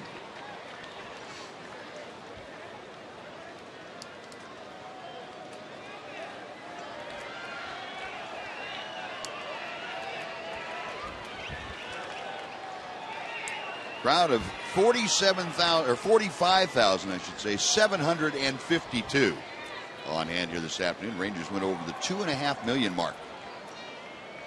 Better than 141,000 in this 3-game series. Little looper into left field, dropping quickly. On comes Dirks, and glasses gleaming in the sun. He makes the catch. Side retired in 1-2-3 fashion. On we go to the 9th inning. Rangers trying to close out an 8-3 lead on Fox Sports Southwest.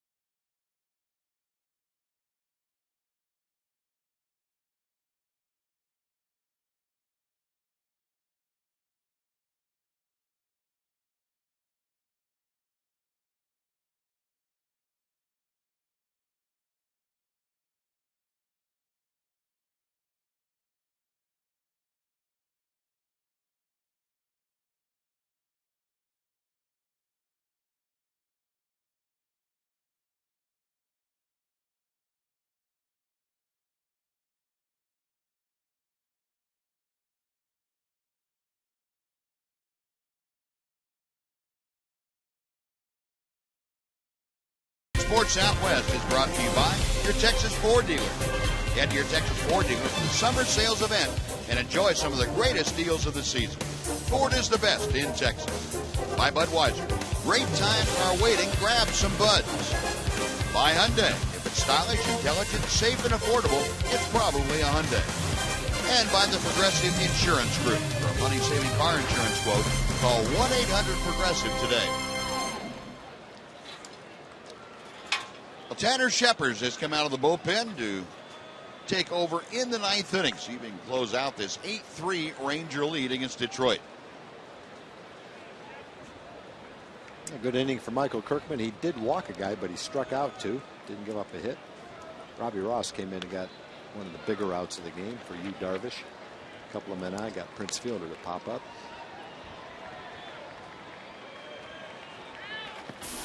Tanner Shepard's going to work against Omar Infante as an 0-1 advantage against him. Infante today, 2 out of 3. RBI double and a run scored in the 5th inning. He's also singled. And a chopper hits slowly to third. Beltre plays the convenient hop, fires to first. That is out number 1.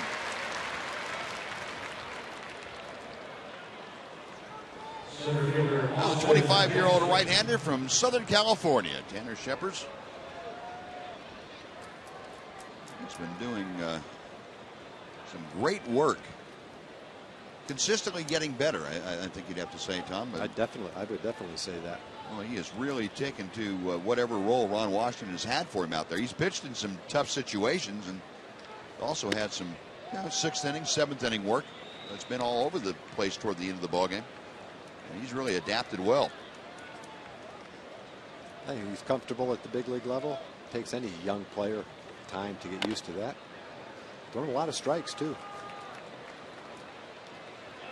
At times he might throw too many strikes. He's thrown a lot of early in his time with the Rangers. A couple of fastballs, good velocity, but caught the center of the plate that got hit. But his velocity's been consistent, 94 to 97. Curveballs coming along, changeups coming along. Ball hit in the air to right center field. Cruz moving over into the alley, and now he puts it away. And the Tigers are down to their final out. Andy Dirks will come into the plate. Well, the Rangers looking to put another one in the victory column. They came in today tied with the Yankees for the best percentage, or I should say most wins in the American League. They will move ahead of New York since the Yankees lost today, percentage-wise. Pitch to Dirks is a little bit low. Rangers also with a win today are going to win their 3rd consecutive series and their 8th in the last 10 home series. Dirks pops it up. This should do it. Elvis Andrus backpedaling. Shallow left field. He puts it away, and that will do it. Yu Darvish back in the win column, and so are the Rangers. Darvish goes to 12-8 as the Rangers win 2 out of 3 from Detroit, and they are now a season-high 21 games over 500. They are 67-46.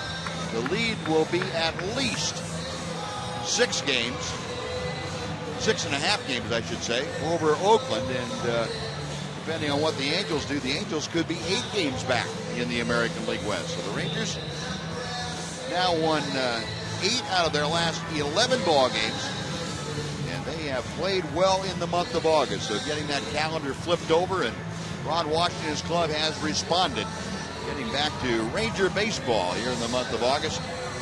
And they will now head over to New York and Toronto on a 7-game, 7-day trip. Tomorrow night, 6:05, the newest Ranger starter, Ryan Dempster, will take on the Yankees. And they will start that 4-game series in the Bronx tomorrow evening. Now let's head down to the field now, and Jim Knox. Jim? All right, thanks, Buzz. Elvis, another outstanding game. I tell you what, last 10 games you're hitting .391. You're seeing the ball extremely well right now. 2 more hits today. Yeah, I do. I feel really good right now on the play. Having more quality at bat. That's one of the things that I'm trying to do right now. Just go out there and make the pitcher work. And so far, he's doing a really good job. Now, wild 7th inning. Explain what was going on. The steal was on. The double steal was on. You're attempting to steal third, then the wild pitch, you come all the way home. You don't see that too often. Well, not really. I kind of read him really good in that pitch, and I was gone. I was gonna take risks and opportunity running, and I did in that opportunity. And as soon as I saw the white pitch, Beltre kind of helped me out too, and I just did. I just keep going and scored. Elvis, appreciate it. Congratulations on the big day. Buzz? All right, Jim, thanks very much. Well, a lot of happy Rangers. It'll be a happy flight on to New York this evening. Rangers 8-3 winners over the Tigers. They take 2 out of 3 from Detroit here at home. Rick Renner and Mark McLemore will be back to wrap things up right after this on Fox Sports Southwest.